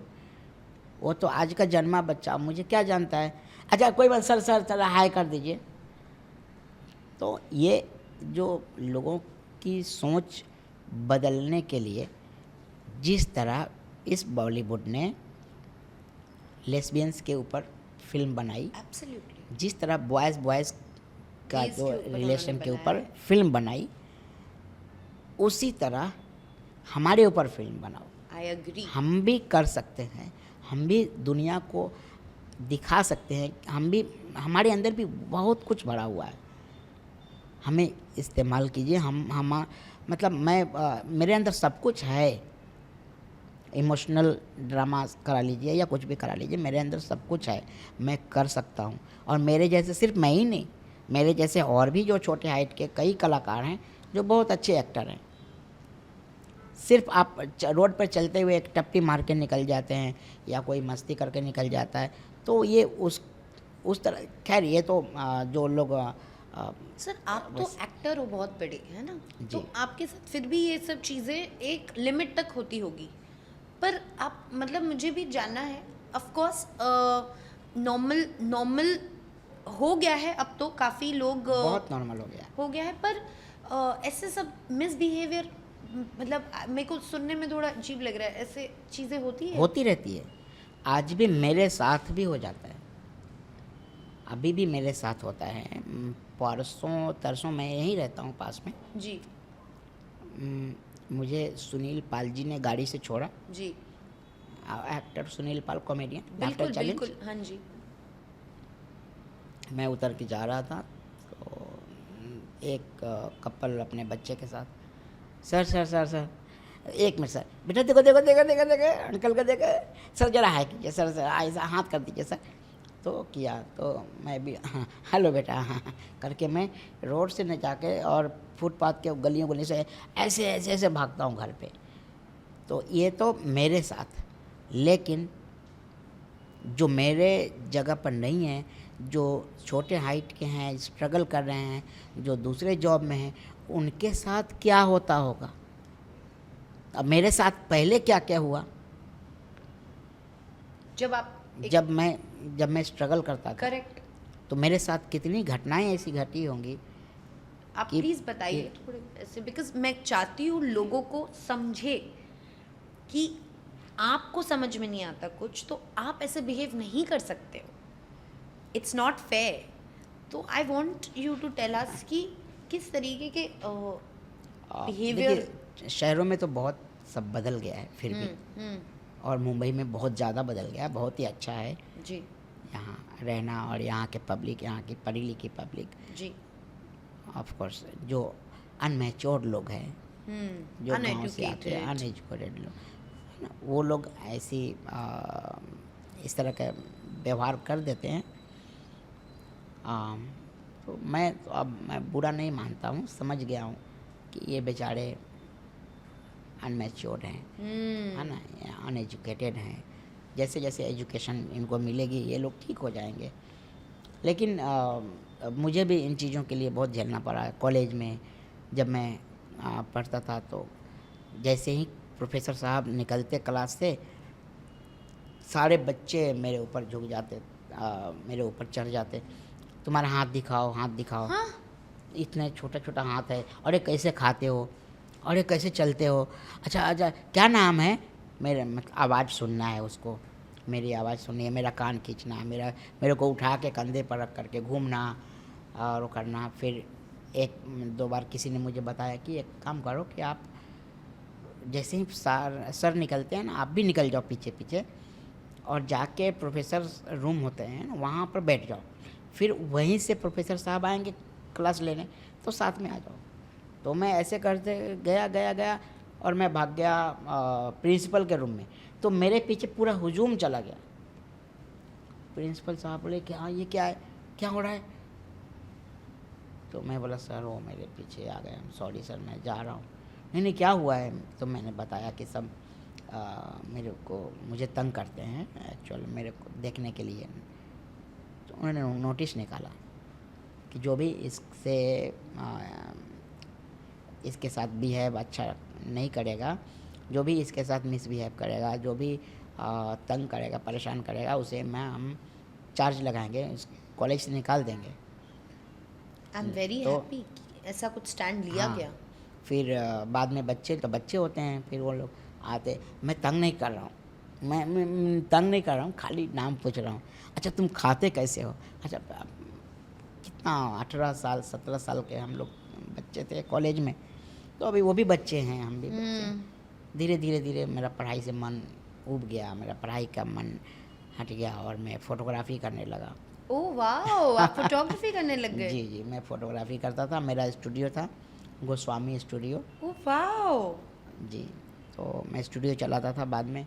फिर उसी फ़ोटो के ही दौरान में मेरी किसी से मुलाकात हुई और वो मुझे लेकर एक फ़िल्म, भोजपुरी फ़िल्म के डायरेक्टर से मिला दिया और फिर कहानी वहाँ से मेरी शुरू हो गई। जी सो वाह, मतलब कितने डिफ़िकल्टीज़ के साथ आपने मैच्योरिटी रख के काफ़ी सारी चीज़ों को आपके उम्र के सेम फ्रेंड्स बोलो या कलीग्स बोलो या स्टूडेंट्स बोलो, मेच्योरिटी रख के उनके बिहेवियर को एक्सेप्ट करके बैलेंस करके आप लाइफ में यहाँ तक मैं ब्यूटीफुली आए अपने हो। बच्चे को स्कूल छोड़ने शुरू में बड़े शौक से जाता था, जी और कुछ दिनों के बाद जब मेरा बच्चा बोला पापा, वो बच्चा बोल रहा था, फलाना बच्चा, कि तेरा पापा इतना छोटा क्यों है, तेरा पापा इतना मोटा क्यों है। उसको पता नहीं कि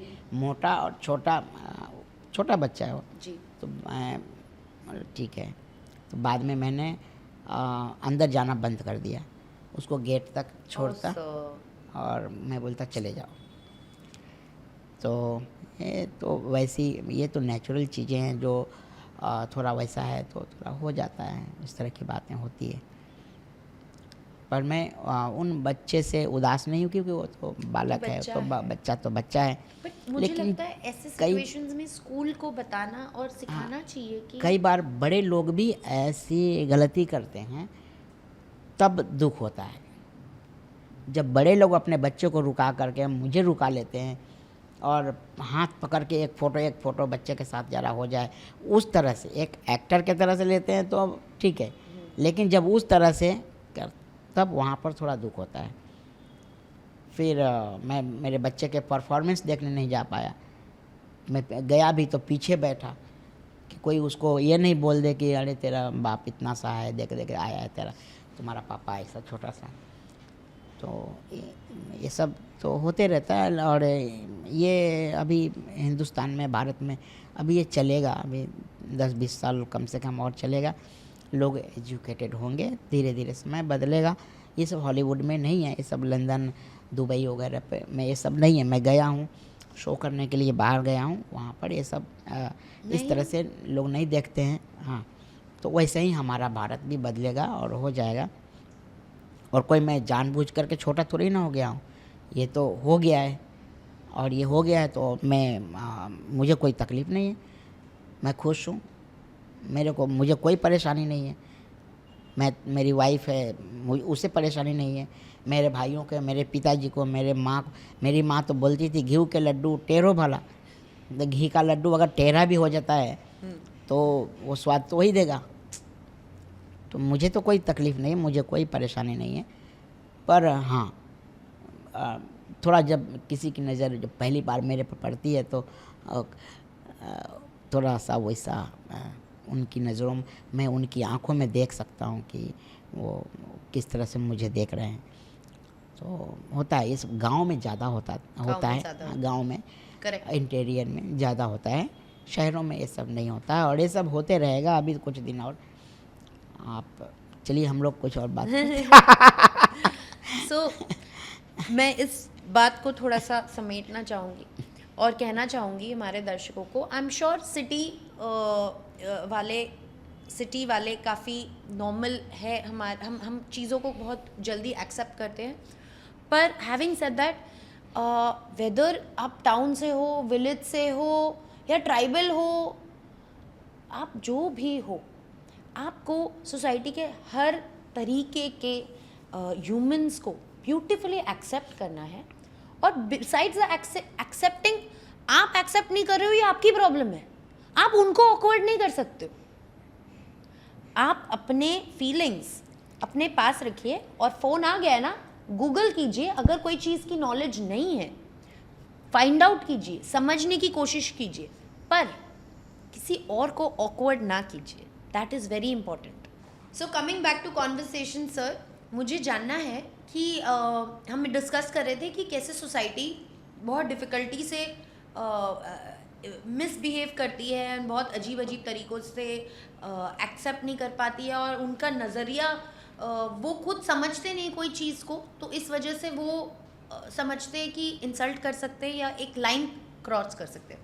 पर इस चीज़ को छोटे कद के वजह से आपको काम में भी कभी कुछ वर्क वाइज भी कभी कुछ इश्यूज हुए या प्रॉब्लम्स हुए? वो जब मैं लोगों को बताता था कि मैं हीरो बनने आया हूँ, तो लोग कुछ लोग हंसते थे बोले हीरो बनोगे, अरे वाह सुनो सुनो सुनो के जी क्या बोल रहे हैं, हाँ क्या क्या बोल रहे हो बेटा, क्या बोल रहे हो, बोले मैं हीरो बनने आया हूँ। और आपकी फिल्म में मेरा रोल क्या है, ये इधर से आओ और इधर नाचो गाओ और उधर चले जाओ, हो गया, तो ये करने थोड़ी ना आया हूँ मैं। तो लोग हंसते थे, मस्ती करते थे, लेकिन उसमें से ही कुछ लोगों ने मेरी बातें सुनी समझी और हीरो बनाया आखिर हीरो बनाया तो इसी इंडस्ट्री ने। बिल्कुल। जी। तो आपके 5 फेवरेट कैरेक्टर्स कौन से थे जो आपने प्ले किया? गबरू, करेक्ट। तो सबका फेवरेट कैरेक्टर। गबराल, absolutely. Same, Dhenchu CID, oh, Pappu Maharaj, अपना गुटुरगू से, गुटर गुस्से। और सोनपड़ी से टिम्बकटू, ओह, जूनियर जी का बोनापार्ट, जो विलेन, मैं बाद में विलेन बन जाता हूँ। इस तरह से कई कैरेक्टर मेरे लाइफ में बहुत ही अच्छे आए हैं। भूत अंकल का टिंगू, ओह, भोजपुरी फिल्म में एक मृत्युंजय फिल्म थी, हाँ जी। उसमें मैं हीरो का दोस्त होता हूँ और मैं हीरोइन को, हीरो का मर्डर देख लेता हूँ तो विलेन लोग मेरी ज़ुबान काट देते हैं। ओह, उसके बाद मैं गूंगा बन जाता हूँ और किस तरह से मेरी ज़िंदगी गुजरती है, वो सब बहुत इमोशनल फिल्म थी Nice. मेरे लिए। ये सब है। तो इस तरह से कैरेक्टर तो मैंने बहुत सारे किए हैं, इसमें से कुछ कैरेक्टर है जो दिल के करीब है। जी। इतने साल आपने दिए हैं इंडस्ट्री को और इतने सारे कैरेक्टर्स आपने प्ले किया है, आपको अब आगे how do you see yourself? मैं चाहता हूँ कि मुझे लोग सीरियसली ले और सीरियस कैरेक्टर जो इमोशनल होता है, जो मैं निजी ज़िंदगी में हूँ और जो दूसरे लोग भी निजी ज़िंदगी में होते हैं, वह कैरेक्टर मैं करना चाहता हूँ। एक भाई का, बाप का या हीरो का, जो भी स्पेशली इमोशनल थिंग्स मैं करना चाहता हूँ और आशा करता हूँ मुझे जल्द ऐसे रोल ऑफ़र होंगे और मैं करूँगा। क्योंकि वेरी ट्रू सर कि जस्ट बिकॉज आप छोटे कद के हो या छोटे कद के जो एक्टर्स रहे हैं, मतलब ये बॉलीवुड में या हमारे इंडस्ट्री में ऐसा रहा है कि कॉमेडी ही करना है।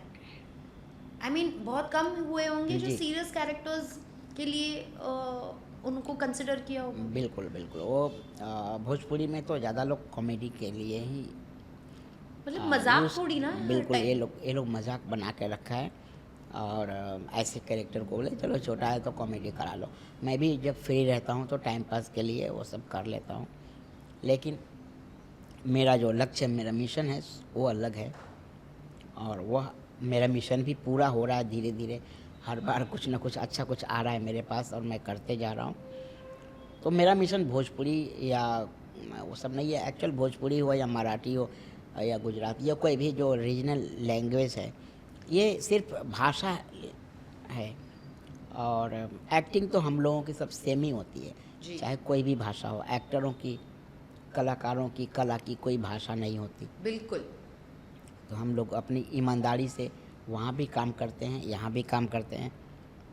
निर्भर उन पे होता है कि वो हमें लेते कैसे हैं, एक छोटे हाइट के वजह से लेते हैं या एक अच्छे कैरेक्टर, एक अच्छे एक्टर के हिसाब से लेते हैं। ये निर्भर उन पर करता है, उनकी सोच पर। सामने वाले मेरे बारे में क्या सोचते हैं, उनकी सोच पर ये निर्भर करता है। पर फिर भी मैं जो कर रहा हूँ मैं बहुत खुश हूँ। आगे भी मैं अच्छे अच्छे कैरेक्टर करने वाला हूँ। एक वेब सीरीज आ रही है मेरी जो बहुत ही अच्छी है। अरे wow, very interesting sir. Tell जी। Us about your future projects. ये क्या वेब सीरीज? जी, ये वेब सीरीज है जिन्होंने तुम्बाड़ बनाई थी, अरे वाओ। राही अनिल जी, जी। उनका है और बहुत जल्द आप सबके बीच आ जाएगा।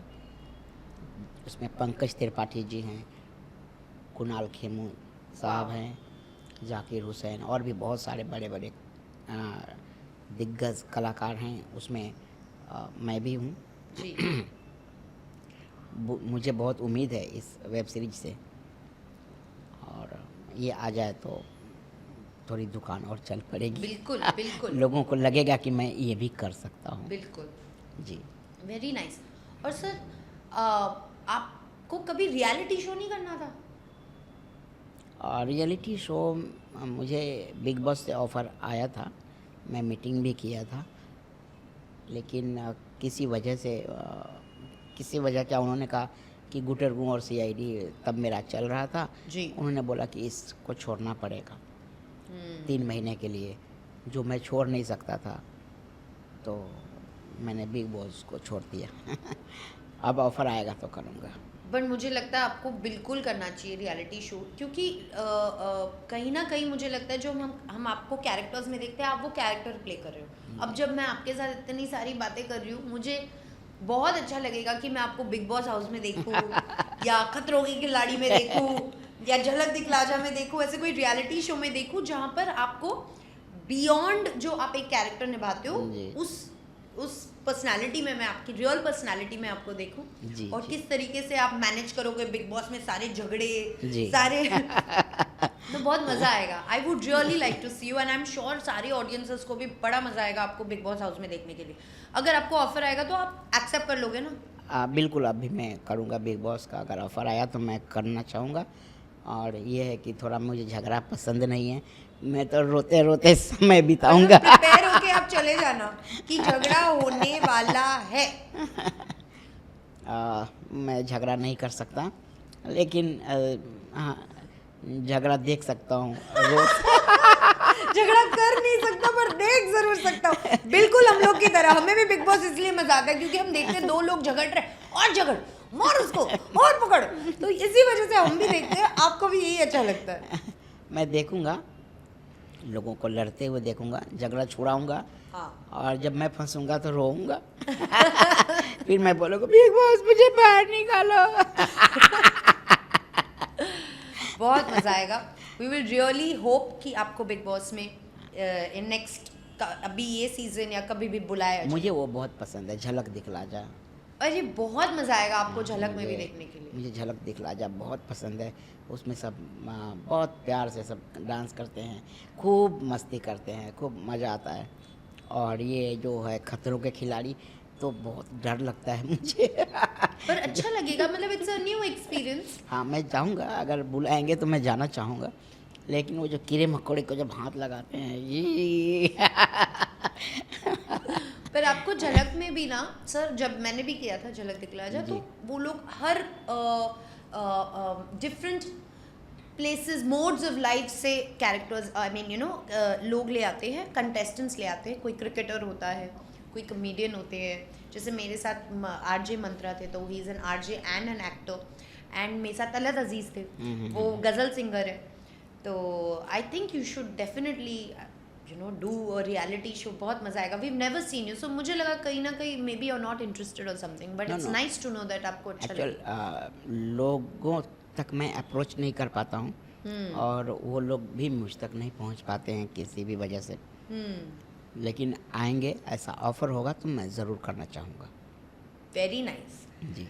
आप कुछ कह रहे थे अभी कि आपको ऐसे रोल्स भी करना है जहाँ आप किसी के भाई हो, किसी के फादर हो, किसी जी। के हस्बैंड हो। मुझे जानना है आपके रियल लाइफ में जी। When you got married and when you had 2 beautiful sons, मतलब how was the whole experience, and आपका फैमिली लाइफ के बारे में कुछ बताइए। मेरी फैमिली लाइफ बहुत अच्छी है। So sweet. मेरी जो गांव में घर, जो मेरे माँ बाबूजी पिताजी को कहते हैं हम, तो माँ बाबूजी भाई बहन हमारा फैमिली सब बहुत ही अच्छा रहा है शुरू से। कहीं कोई गलती गड़बड़ नहीं है। सब लोगों ने मुझे बहुत प्यार किया है, सपोर्ट। और पूरा गांव का सपोर्ट है, पूरा डिस्ट्रिक्ट जिला। कौन सा जहाँ जिला मैं- है ये सर? मुजफ्फरपुर। ओह। जी।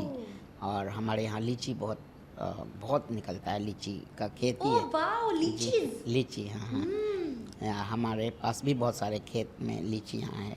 अब ये आम लीची है। सीजन में आपके पास से मैं एक डब्बा एक्सपेक्ट कर रही हूँ। ज़रूर ज़रूर, लीची बिहार से आता है मेरे पास यहाँ पर। हाँ, तो ये है, मेरे बच्चे मुझे बहुत प्यार करते हैं, मेरी वाइफ, और पारिवारिक जीवन मेरा बहुत ही अच्छा है। शादी से पहले घर वालों ने भी सोचा था कि इस्टेब्लिश्ड हो जाए, इनको देखने वाला भी कोई हो जाए, देखने वाली कोई हो जाए। तो संयोग से जो मिली है बहुत ही अच्छी मिली है। और आपके बच्चों के क्या नाम है? नवदीप बड़ा वाला, छोटे का नाम सौम्या है। नवदीप एंड सौम्या। सौम्या। एंड वो कितने साल के? एक तो 20+ है। अच्छा, इतना बड़ा भी? जी, 20+ हो गया। जब हम गबरू वाला शूटिंग करते थे तभी उसका जन्म हुआ था। ओह सो स्वीट। जी, सेट पर ही लोगों ने खूब पार्टियां मनाई थी। How lovely. फिल्म सिटी में हम लोग शूट कर रहे थे, फ़ोन आया कि इसका जन्म हुआ। और दूसरा वाला का जन्म यहीं महाराष्ट्र में ही हुआ है, सौम्या का। जी। तब हम जोरान करके एक सीरियल करते थे कॉन्टिलो का, ओके। तब इनका जन्म हुआ था। How old is he? He is 15+, 16 के आसपास। तो दोनों भी 16, पढ़ाई कर रहे हैं, दे आर जी। इन कॉलेज एंड जी, मतलब जी। एजुकेशन। जी, जी, जी, इनको जी। भी एक्टर्स बनना है? थोड़ा एक्टिंग का शौक़ था, लेकिन मैंने देखा कि मैं हूँ एक, एक्टिंग कर ही रहा हूँ सब, और कुछ और भी कर लो काम। एक्टिंग के अलावा भी बहुत सारे बहुत कुछ कर सकते हैं। तो पहले पढ़ाई कंप्लीट करो और फिर जहाँ तुम्हें जाना है वो चुनाव करो, तुम्हें जो भी पसंद हो। Right. तो जो बड़ा वाला है वो तो कुछ यूपीएससी करना चाहता है। वाओ। जो छोटा है वो भी कुछ बोलता है कि मैं तो कलाम साहब की तरह बनूंगा। अरे वाह, साइंटिस्ट। हाँ, साइंटिस्ट बनना चाहता है। वाओ। अब कितना पूरा हो पाता है देखते हैं। नहीं, पर सोच रखो जी। वैसी तो फिर हम कहीं ऐसे हाँ। सोच ही नहीं होती आजकल साइंटिस्ट तक पहुंचने की, तो फिर सो मेरी फैमिली लाइफ बहुत अच्छी है और हम परिवार में बहुत खुश हैं। आप अंधेरी में रहते हो ना सर? जी जी, तो बहुत आप पास घूमते में फिरते रहता रहते हूँ। हो इधर, हाँ गो हाँ, आउट एंड एवरीथिंग? मैं तो पैदल ही चल देता हूँ। इस बिल्डिंग में मेरे दोस्त रहते हैं, एहसान कुरैशी जी। अच्छा, इसी बिल्डिंग में इसी में रहते हैं रहते हमारे? हैं। अच्छा मैं एहसान भाई के यहाँ कितनी बार आ जाता हूँ, यहाँ से पास में है, जी। चल चल के आता हूँ। इनके यहाँ सेवइयाँ खाता हूँ, मिठाइयाँ खाता हूँ। ओह। और यहाँ से मैं फिर चल के जाता हूँ। ये बस जो बीच का जो गैप है थोड़ा सा, हाँ जी चौल वाला जो, जी जी जी। यहाँ पर मुझे होती है परेशानी। हम्म। सब बच्चे लोग सब, और गबरू ऐसा अच्छा, ऐसे परेशान कैरेक्टर करते के हैं। नाम से हाँ, बुलाते हैं आपको? कैरेक्टर के नाम से बुलाते हैं, लेकिन बुलाने के साथ साथ जो कभी मौकरी करते हाँ कान खींच के जाते हैं, कभी कुछ करके जाते हैं। तो मैं क्या करता हूँ, सर नेक्स्ट टाइम ऐसे करें ना, आप मेरे को एक बार फोन करना, हाँ। जो आके थोप दूंगी ना इन लोग को। मुझे समझ में नहीं आता और ऐसी पीछे ऐसी हरकतें। सब पीछे पीछे दौड़ने लगते हैं। तो मैं इसके लिए क्या करता हूँ, उधर फूडिन से रोड क्रॉस करता हूँ मेगा मॉल की तरफ, ठीक है, और मॉल वाला लाइन पकड़ के यहाँ तक आता हूँ, फिर इधर रोड क्रॉस करता हूँ, फिर मैं ऐसे इस बिल्डिंग में आता हूँ। मतलब डायरेक्ट ऐसे आने के बजाय मैं ऐसे आता हूँ। तो यह फैमिली लाइफ अच्छी है और सब ठीक है। Amazing sir, it's so nice, क्योंकि जी। इट्स इम्पोर्टेंट, क्योंकि हमको समझ नहीं आती कोई चीज़ें ना, तो हमें जानना था कि you know how has been your family life, आप कैसे बैलेंस करते हो हर चीज़, वर्क, मुझे लगता फैमिली। था कि मुझे ऐसा लगता था कि मेरी शादी ही नहीं होगी। हाँ एग्जैक्टली। लंबी जब शादी से पहले यहाँ पर मैं अच्छी अच्छी खूबसूरत लड़कियों के साथ घूमता था, स्ट्रगल करता था, तो उस समय कभी किसी से थोड़ी ज़्यादा दोस्ती हो गई थी। तो हमारे यहाँ दोस्ती का मतलब प्यार होता है, जी और दोस्ती का मतलब कि अब दोस्ती हो गई, अब शादी कर लेंगे। जी। तो हमने उनसे बोल दिया कि अब तो हम इतने बहुत दिनों से दोस्ती में हैं, हम लोग मिलते रहते हैं, रोज़ तुमको मैं लेके घूमता हूँ काम दिलाता हूँ, सब जगह जाते हैं, चलो अपन शादी कर लेते हैं। हाँ। तो वो बोलती है क्या क्या कहा, पागल हो गए हो, इतनी समझ नहीं है, इतने से हो तुम शादी करोगे, अरे खुद को देख लो, कभी साथ में घूमना अलग चीज़ है ऐसा। तो मुझे लगा कि ओ अच्छा, मतलब लड़कियां सिर्फ मुझसे दोस्ती करना चाहती है, शादी नहीं करेगी। तो मैंने शादी का ख्याल छोड़ दिया। फिर मेरे पिताजी ने 2 बार शादी की बात की। तो एक शादी में मैं गणेश आचार्य जी का कोई गाना शूट होने वाला था। हाँ जी। तो मैंने पिताजी को बोला कि मेरे को फिल्म में काम मिल गया है, मैं नहीं अभी नहीं आऊँगा, उसको मना कर दीजिए, शादी नहीं करेंगे। तो वो शादी मैंने नहीं किया। फिर 1-2 साल के बाद में एक शादी की बात उन लोगों ने कर ली और दिन भी फिक्स कर दिया। मुझे फ़ोन किया, जो भी पीसीओ से पहले डायरेक्ट तो फ़ोन था नहीं, बुलाया जाता था, 5 रुपये लेते थे, जिनका फ़ोन होता था वो बुला के बात कराते थे। तो मुझे बोला कि आ जाओ। बोले क्यों, शादी है? किसकी? तुम्हारी शादी है, आ जाओ, सब है, अच्छा है, लड़की अच्छी है, सब ठीक है। मैं बोला हाँ ठीक है, आता हूँ। जब समय 10 दिन बचा तभी मुझे कोई ऑफ़र हो गया काम का। फिर मैंने मना कर दिया। तो मेरे मना करने पर जो पत्नी बनने वाली थी वो उनके पिताजी ने मेरे पिताजी के ऊपर प्रेशर बनाया कि सारा व्यवस्था हो चुका है, आप क्या करेंगे, आप एक काम कीजिए, आपका उससे जो छोटा वाला बेटा है जिसकी हाइट लंबी है वो भी तो शादी के लायक है, उससे कर दो। तो उन लोगों ने आनन फानन में मेरे छोटे भाई की शादी कर दी। ओह। फिर शादी हो गई, बात ख़त्म। फिर कुछ सालों के बाद तब तक मैं शक्तिमान और जूनियर जी और कमाल धमाल ये सब में काम करने लगा था, लेकिन पैसे नहीं थे। मतलब काम हम खूब करते थे, लेकिन इनकम उतनी नहीं थी। लेकिन कुछ पैसे बैंक में आ गए थे, मतलब थोड़े बहुत। ऐसा हो गया था कि हाँ पत्नी आएगी तो उनको मैं अच्छा से रख सकता हूँ। किराए से ही रहता था, इन्फिनिटी के सामने वाली गली में। हाँ करेक्ट जी। तो मैं तैयार हो गया, ठीक है शादी की। फिर जब मैं गया गांव, हाँ तो माँ के झूठ बोल के बुलाया कि माँ की तबीयत बहुत ख़राब है, आ जाओ। जब वहाँ गया तो देखा कि माँ की तबीयत तो एकदम चंगी है और आंगन में गाना वाना औरतें लोग गाना गा रही है। तो मैं बोला ये कौन सा तबीयत ख़राब है जहाँ घर में गाना बज रहा हो, हाँ सब लोग गाना गा रहे हैं। तो बोले आपकी शादी है। 4 दिन के बाद फिर मैंने सोचा कि अरे वो लड़की ने बोला था कि तुमसे शादी कौन करेगा, तुम्हारी हाइट देखा है, शक्ल देखा है, कहीं मेरी वाइफ जो होने वाली है वो फूल माला पहनाने आएगी, मेरा शक्ल देखेगी तो वो भी चिल्लाएगी, ऐसे ही बोलेगी ना कि तेरी शक्ल देखिए, शादी करने के आ गया, ऐसा है, छोटा सा है। तो मेरे मतलब विजुअलाइज मैंने उसको कर लिया। फिर मैंने बाबूजी से बोला कि सुनिए ना, उन लोगों को मेरा फ़ोटो दिखा दीजिए ना, फुल फ़ोटो, कि मैं कौन हूँ, कैसा हूँ। उन्होंने बोला नहीं, वो सीरियल देखा है उन लोगों ने, जूनियर जी देखा है।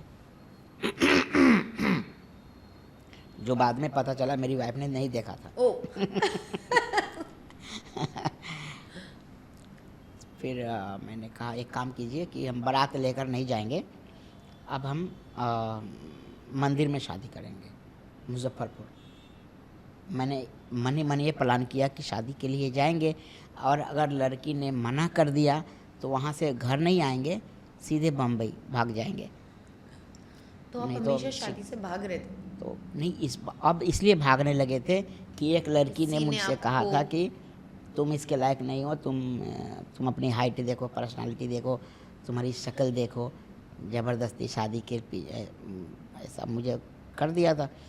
तो मैं उस बेइज्जती को मैं सीरियस ले लिया। फिर मंदिर में गए, सारे बस कैंसल, बैंड बाजा कैंसल, सबको मना करवा दिया, कोई बैंड बाजा नहीं बजेगा। बैंड बाजा बजा, सब कुछ हुआ और शादी नहीं हुई। तो मंदिर में गए शादी के लिए, एक तरफ मेरी वाइफ का परिवार, दूसरे तरफ मेरा परिवार, और वहाँ हंगामा हो गया। और जूनियर जी की शादी हो रही है, जूनियर जी की शादी हो रही है।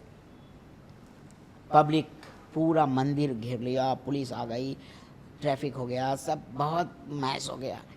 अब पुलिस आई, बोले किसकी शादी है? तो इसका, अरे ये तो बेमेल जोड़ी है, हम शादी नहीं होने देंगे।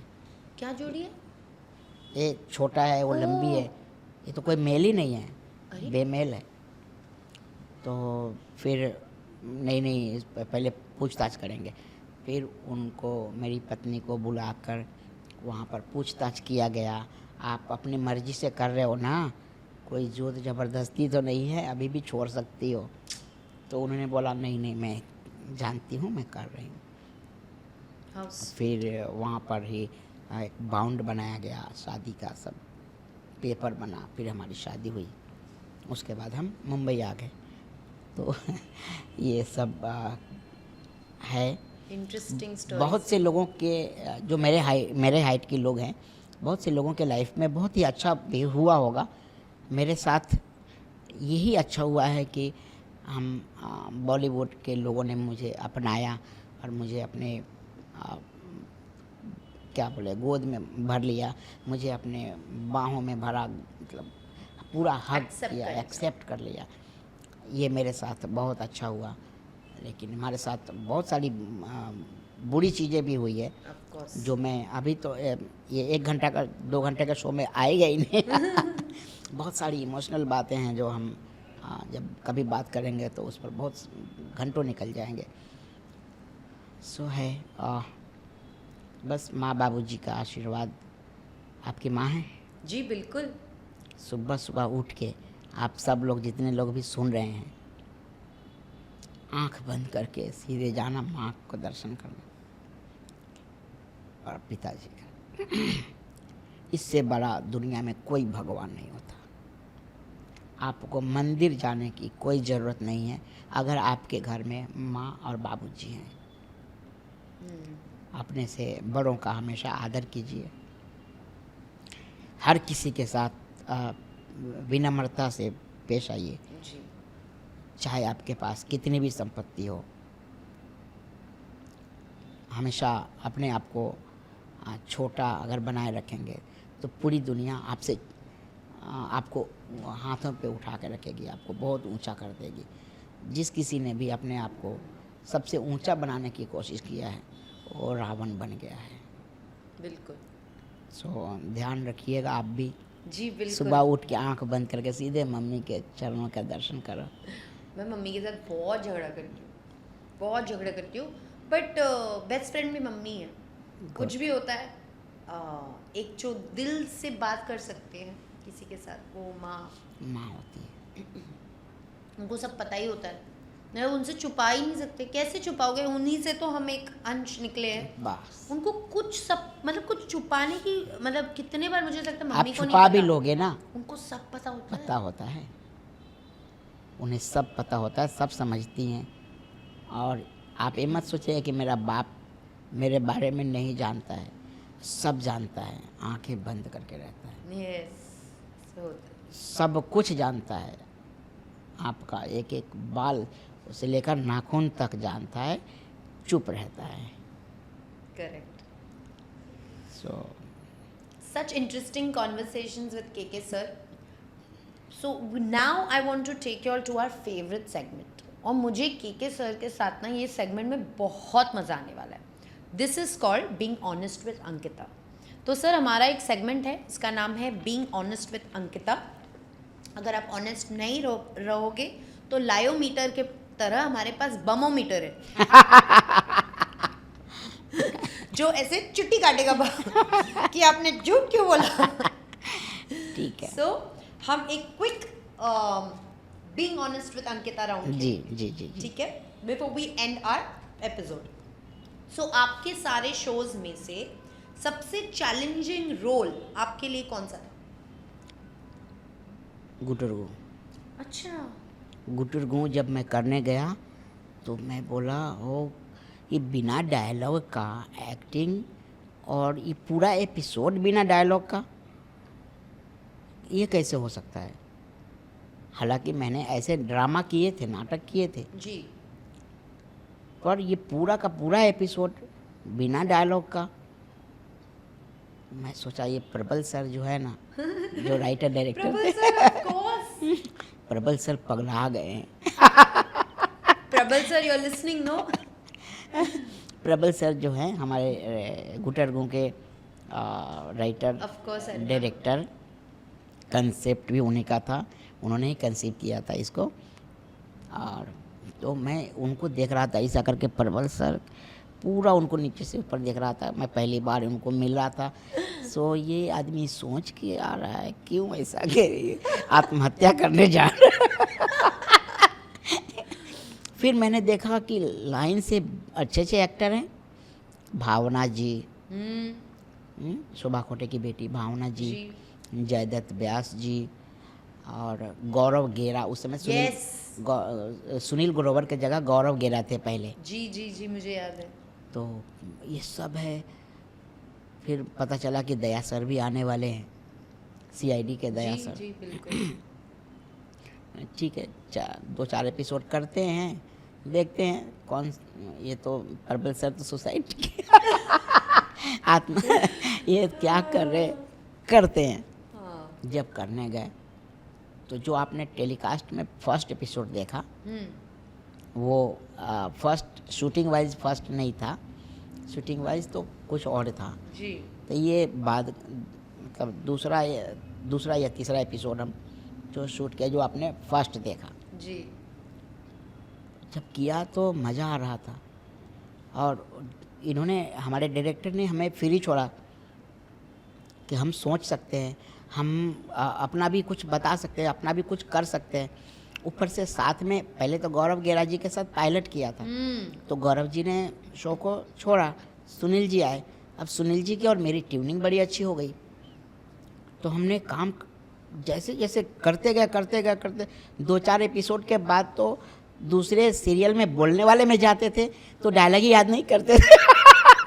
बोलते थे क्या हो जाएगा हमको। नहीं, अब तो डायलॉग बोलने की ज़रूरत ही नहीं है। नाइस। तो इंटरेस्टिंग। गुटरगू का जो है सबसे वो ज़्यादा सबसे डिफ़िकल्ट और इंटरेस्टिंग और बहुत ही प्यारा जी। और आप ये बताइए, अब आपका कोई ऐसा को एक्टर जिससे आपने बहुत कुछ सीखा हो? मामिक विकराल। ओह। मामिक जी, पेशेंस, मामिक से सीखा। गाड़ी चलाना, जो मामिक जी जो गाड़ी चलाता है, सब ये इतनी बड़ी गाड़ी को इतनी बड़ी गली में डाल देते हैं। तो वो उनसे ये सब थोड़ा ये सब अच्छा लगा। हाँ, वो गालियाँ बहुत देते हैं। अच्छा। वो नहीं सीखा। वो नेचुरली आता है हमको। तो लेकिन थोड़ा बहुत मेरे अंदर भी आ गया था, मैं धीरे धीरे एडिट कर दिया इसको। और भी बहुत सारे एक्टर हैं जिनसे बहुत कुछ सीखने को मिला है ना। हमारे मुकेश खन्ना जी, दिलीप साहब के साथ छोटा सा काम किया था। वाओ। तो उनको, लेकिन उनको पढ़ने का मौका मिला, उनको देख करके। बिल्कुल। फिर उन्हीं के घर पे हम उनका सीरियल करते थे, अल्लाह मेरी तौबा। ओके। मैं और क्या नाम है, अली असगर। अच्छा। मैं और अली असगर दोनों हीरो थे, और 2 फैमिली की कहानी थी। इधर में 3 लड़की, इधर में 2 लड़की। उस लड़की के चक्कर में वो इस घर में नौकरी करते थे फ्री में, और इधर की लड़की के चक्कर में मैं उस घर में नौकरी करता था फ्री में। और हम दोनों का हमेशा एक टकराव होता रहता था।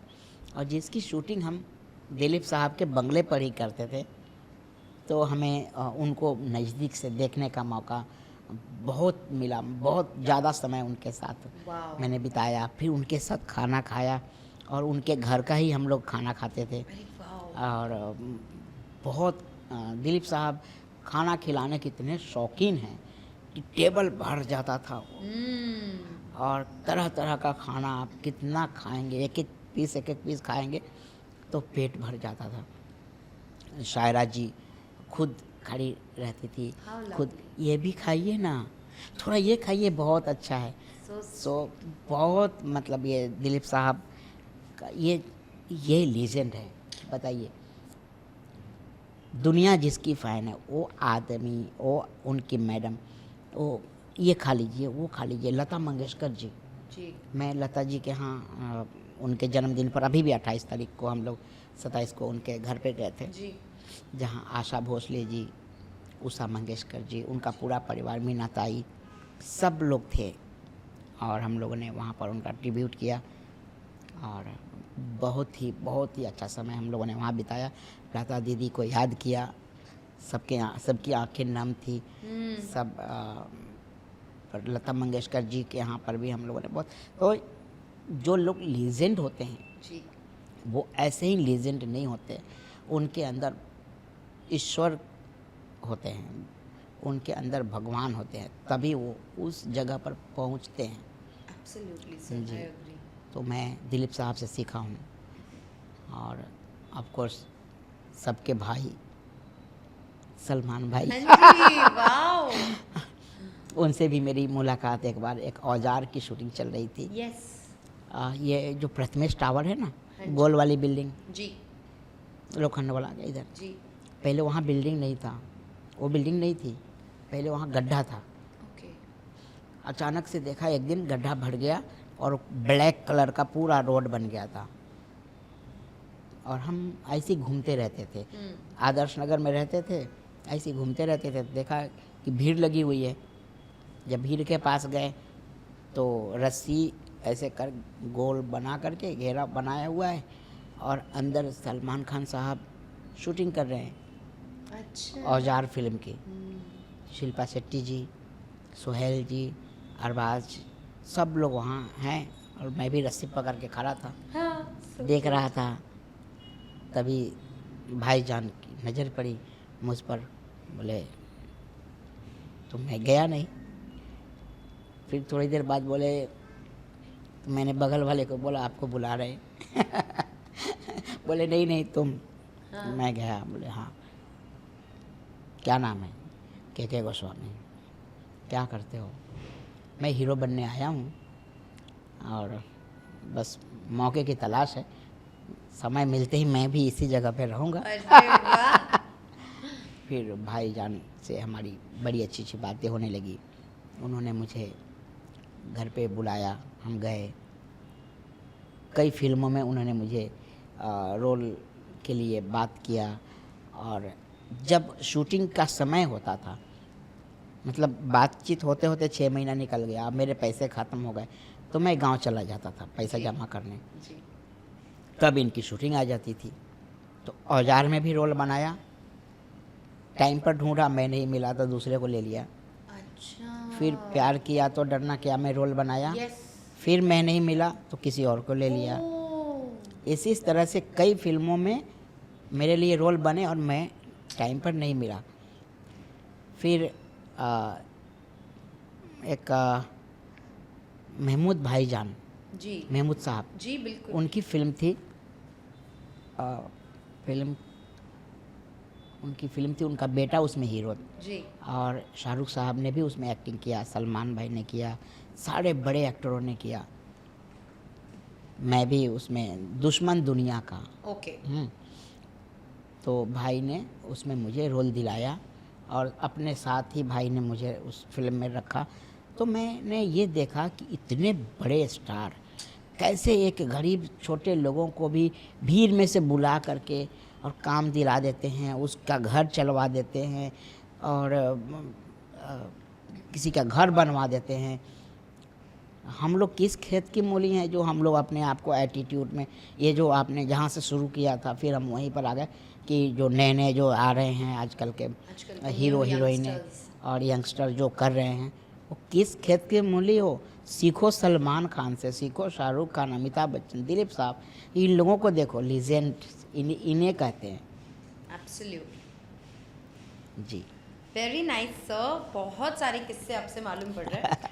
आप ये बताइए, आपको सबसे ज़्यादा कंफर्टेबल कहाँ फील होता है, मुंबई या होम टाउन बिहार? मुंबई। अरे वाह, मुंबई वाले, I love Mumbai. We all love Mumbai.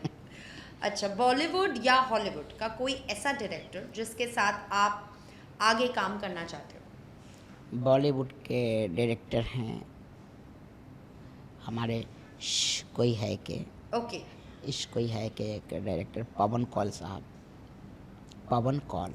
Okay, उनके डायरेक्शन में एक अलग ही तेज है, ताजगी है।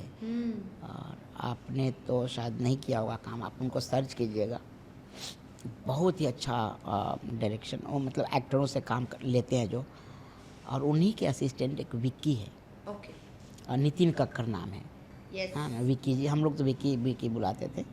नितिन कक्कर जिन्होंने नोटबुक, फिल्मिस्तान, राम सिंह चार्ली, ये सब फिल्म बनाई है, ये हैं। इन लोगों के साथ काम करना, राजेश राणा सिंह जो हैं, इनके साथ भी मज़ा आता है। ये गबरू को पवन कौल साहब ने गबरू को सीरियस रखा था, लेकिन राजेश जी जब इस सीरियल में एंट्री किए तो गबरू को थोड़ा सा कॉमेडी भी करवाया इन्होंने। तो ये सब जो डायरेक्टर, इनके साथ बहुत मज़ा आता है काम करने में। Nice sir. और ऐसा कोई नया डायरेक्टर जिनके साथ आप कुछ आप फ्यूचर में काम करना चाहोगे?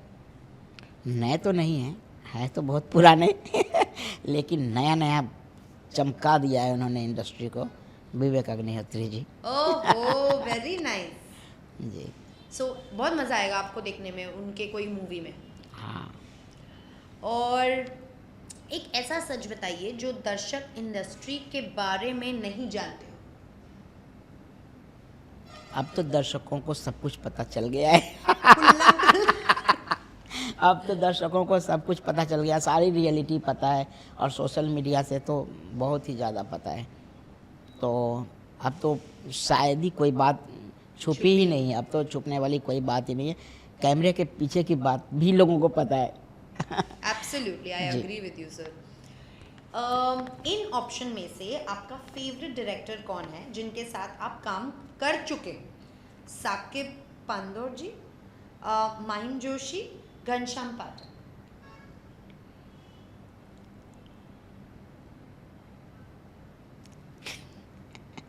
साकिब साकिब पांदोर राइट? कौन सा वाला शो था? साकिब पांडे, माहिम जोशी एंड घनश्याम पाठक। हाँ, माहिम जोशी, उससे हम बहुत लड़ते भी थे बहुत लड़ाइयाँ होती थी। घनश्याम जी के साथ हमने सिर्फ एक ही शो किया था, अच्छा, जूनियर जी। करेक्ट जी, लेकिन माहिम के साथ हमने बहुत सारे एपिसोड किए थे, और माहिम का और मेरा हमेशा 36 का आंकड़ा होता था, लेकिन वो बेटरमेंट के लिए राइट। हाँ, वो मुझे बहुत सताता था, रात दिन मुझसे काम करवाता था लेकिन हमारा शो हिट कराने में माहिम का बहुत हाथ था। इंटरेस्टिंग। और आपका लास्ट सवाल, सबसे बड़ा इंस्पिरेशन कौन है? मेरी माँ। ओह, दैट्स सो स्वीट सर। बस वो, और बाबूजी को ऐसा लगता था, वो हमेशा यही बोलते थे कि देखना ये एक दिन पूरा दुनिया में नाम रोशन करेगा, पूरा गांव, जिला जवार, पूरा बिहार इसके नाम से जाना चाहेगा। सो वहीं से इंस्पायर्ड हुए थे हम। How nice sir. मुझे लगा ही नहीं कि मेरी हाइट कम है, मैं हमेशा अपने आप को अमिताभ बच्चन जैसा ही समझा हूँ। Very nice sir. ये सब उन्हीं का देन है जी। सर ऐसा कोई फैन आपका जो जिसके लिए आप कुछ कहना चाहोगे? आपका सबसे फेवरेट फैन? कोलकाता की एक देवा रूपा मैं फन सिटी कलकत्ता में है, मैं वहाँ गया था, और वहाँ पर एक छोटी सी बच्ची मुझे मिली, और स्टेज पर आकर मुझे मेरे ही फ़ोटो हाथ से बना कर लाई थी, मुझे दिया। How sweet. उसके बाद उस बच्ची ने मुझे फॉलो किया। बहुत सालों के बाद फेसबुक पर न कहाँ से मुझे मैसेज करती रही, तो मैं देखता रहा। फिर उसने वो वाले फ़ोटो भेजे जो मेरे साथ उसने स्टेज पर खिंचवाए थे। फिर मैंने उसको रिप्लाई किया, फिर उसने नंबर लिए, फिर उसने मेरे लिए टी शर्ट पे विकराल गबराल का बना करके ये सब भेजा। फिर मैं कोलकाता गया था एक बार दूसरे शो के लिए, फिर वहाँ मिलने के लिए आई, और वो बच्ची, उन लोगों ने एक सोशल मीडिया पर कुछ विकराल गबराल का पेज बनाया, क्या किया, चैनल से वो लोग कंटिन्यू टच में है स्टार प्लस के साथ कि प्लीज़ इस शो को दोबारा लाइए, मामिक सर और विकराल को, मामिक सर और के जी को फिर से कोई शो में लाइए, हम लोग बहुत देखना चाहते हैं चैनल के साथ। अभिमन्यु सिंह जो कंटिलो का जो मालिक है, अभिमन्यु सिंह, आदित्य नारायण सिंह, इन लोगों के टच में है। अरे वाह, हाँ, त्रिदेव आचार्य करके एक त्रिदेव करके लड़का है, और ये देवारूपा और भी कुछ उन लोगों का ग्रुप है उनका सब। How sweet. सो ये लोग हमेशा लगे रहते हैं कि एक बार फिर से हमको विकराल और के जी और सब लोग मुझे देखने को मिले। तो ये लोग बहुत ज़्यादा हम सबको प्यार करते हैं। A big shout out to you guys. What a lovely time we had with KK sir. इतना मज़ा आया सर आपसे इतनी सारी बात करने में, हमें पता ही नहीं चला इतने घंटे हम डिस्कस करते रह गए। ऐसे तो लग रहा है हम बैठे और बात करें, आपको अगर जल्दी नहीं होती तो मैं और आपसे बातें करती। But just want to thank you कि आप इतने ओपनली बात कर पाए और इतने ब्यूटीफुली आपने एक्सेप्ट किया हमारा invitation. Thank you so much. आपके लिए एक छोटा सा हम कुछ देना चाहेंगे। It's in this corner.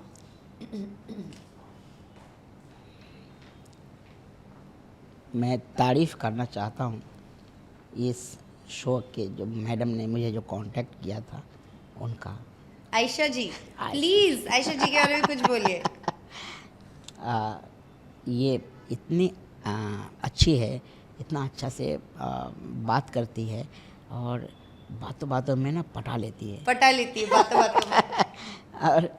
और नहीं आने वाला व्यक्ति, मैंने एकदम सोच लिया था कि अभी किसी भी इस तरह का कोई मैं नहीं करने वाला, किसी शो में नहीं जाऊंगा और ये सब कुछ करूंगा ही नहीं, सिर्फ अभी एक्टिंग पर ध्यान दूंगा। मुझे कुछ अच्छे कैरेक्टर करने हैं, फिल्म सीरियल जो भी, उसके लिए ही भागूंगा जहाँ भी जाना है, और ऐसे किसी से भी नहीं मिलूंगा ना कुछ करूंगा।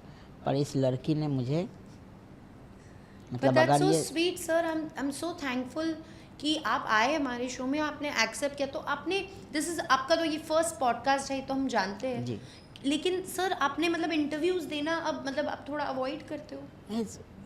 कुछ नहीं होता, मतलब यूट्यूब पर और इतने सारे, जब भोजपुरी का मुहूर्त पे चले जाओ या कहीं चले जाओ, इतने सारे सब ले करके आकर मोबाइल पर उस पर और लेते रहते हैं। कुछ कहीं कोई डाल रहा है, कोई कहीं डाल रहा है, कहीं तो लोगों ने लिखा है, देखिए मिलिए के गोस्वामी की पत्नी कितनी खूबसूरत है, और फोटो इतना है, किसका टच करो तो कोई और आता है, कुछ और है। आप यूट्यूब पर कहाँ तो बोर हो गया।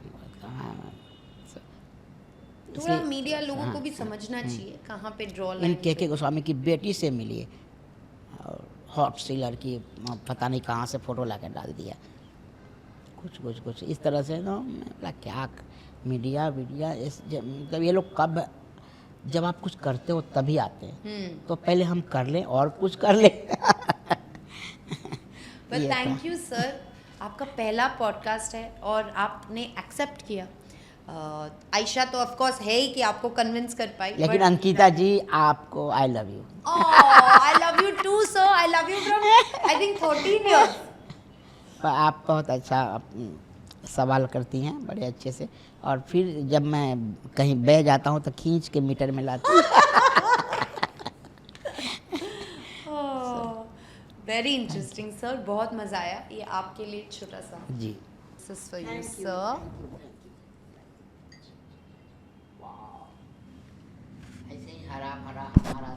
Exactly.